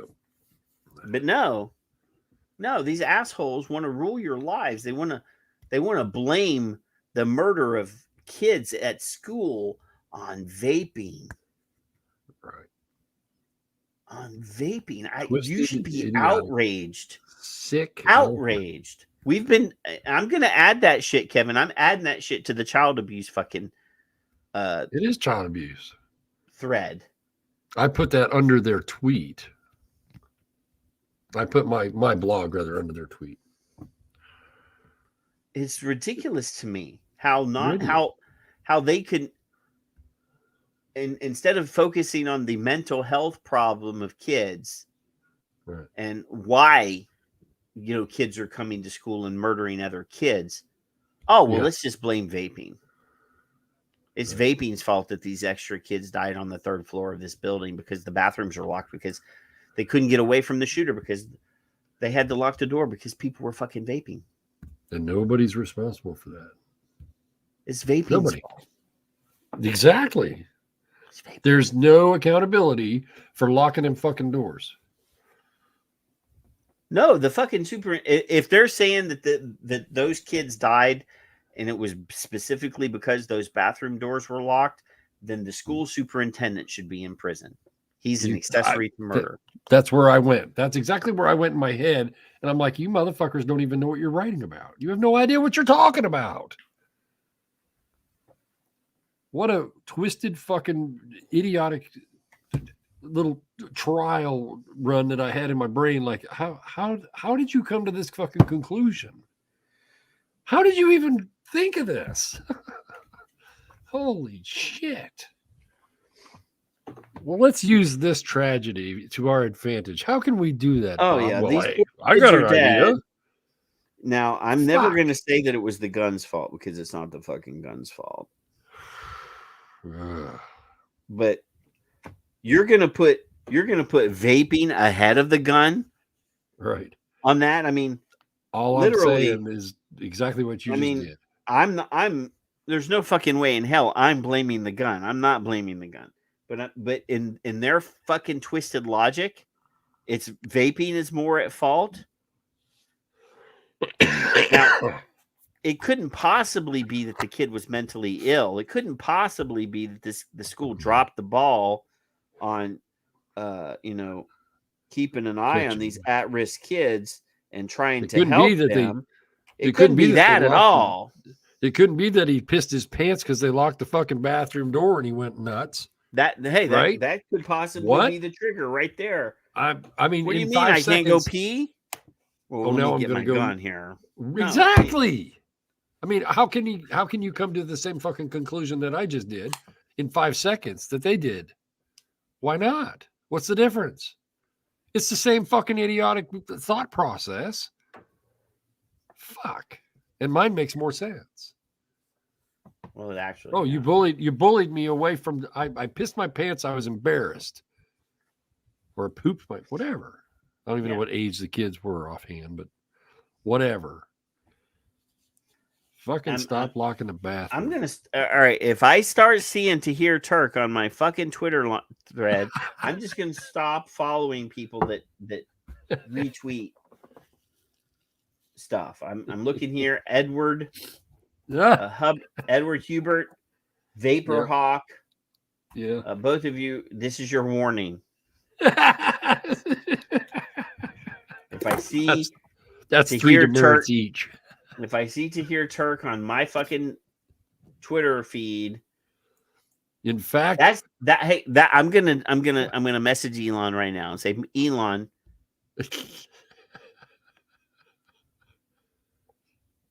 make a feature that I can fucking put this guy's, because I have him blocked. He's blocked. I'm amazed you can see anything. But if anybody that we know, retweets or replies to a thread that he's attached to, I see it. Yeah. You can see his tweet? Yes. See, that's weird. On a very rare the redheaded girl, the redheaded nurse from Canada, she's on my poopy list too. Kelly? Leave Kelly alone. Listen, Kelly is wasting valuable time interacting with that moron. Kelly, I think, in fact, we should all, including ourselves, everybody right now gets 3 demerits. You're all on fucking notice. Not a bastard. A bastard's on my good list. He actually showed up. Oh, just bastard gets the pass. Okay. All now, right. That's fine. Addie was 90 minutes later or 50 minutes later or whatever. Oh, so he Addie gets demerits. He gets demerits. Paul gets demerits because he came in and then left. He came in late. And he didn't even say goodbye. Fucker. No, he just fucking left. He's like, you fuckers, I don't like you. I'm done with him. So anyway, we love you guys. Stay out of trouble. Have some fun, and try to be better human beings. Some of you really need to try extra hard, is all I'm saying. Love you. We'll see you in 7 days. Bye. The question: how does one man assert power over another? Obedience is not enough. Power is inflicting pain and humiliation, otherwise you cannot be sure. Power is tearing human minds apart and putting them together again in new shapes of your own choosing. Power is not a means, it is an end. All competing pleasures we will destroy. If you want a vision of the future, imagine a boot stamping on a human face forever.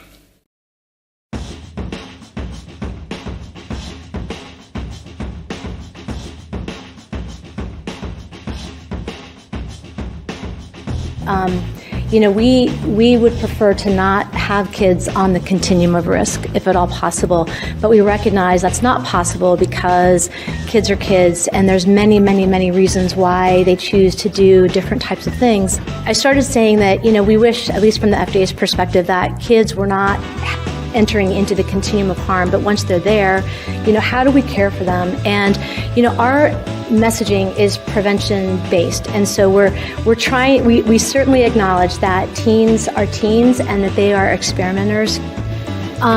If we get asked a specific question by a teen, either a direct message to us or via social media about the relative harms of vaping versus cigarettes, we try to be as clear as possible that if your comparator is a cigarette, vaping is less harmful.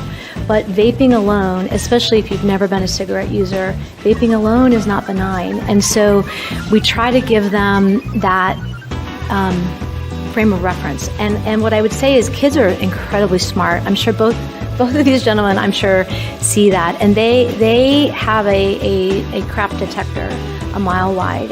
Like if we were to message proactively to teens that vaping is not as harmful as smoking, there are people on both sides of that argument, right? One is you could be just give them the facts and let them make the decisions. The other side of the argument is then you're getting rid of all the protective factors and you're kind of giving them license to use. And so, we have not tried to tackle that directly in any of our proactive messaging. But when we get questions specifically in social or direct message, that's when we have that one-on-one dialogue. Right.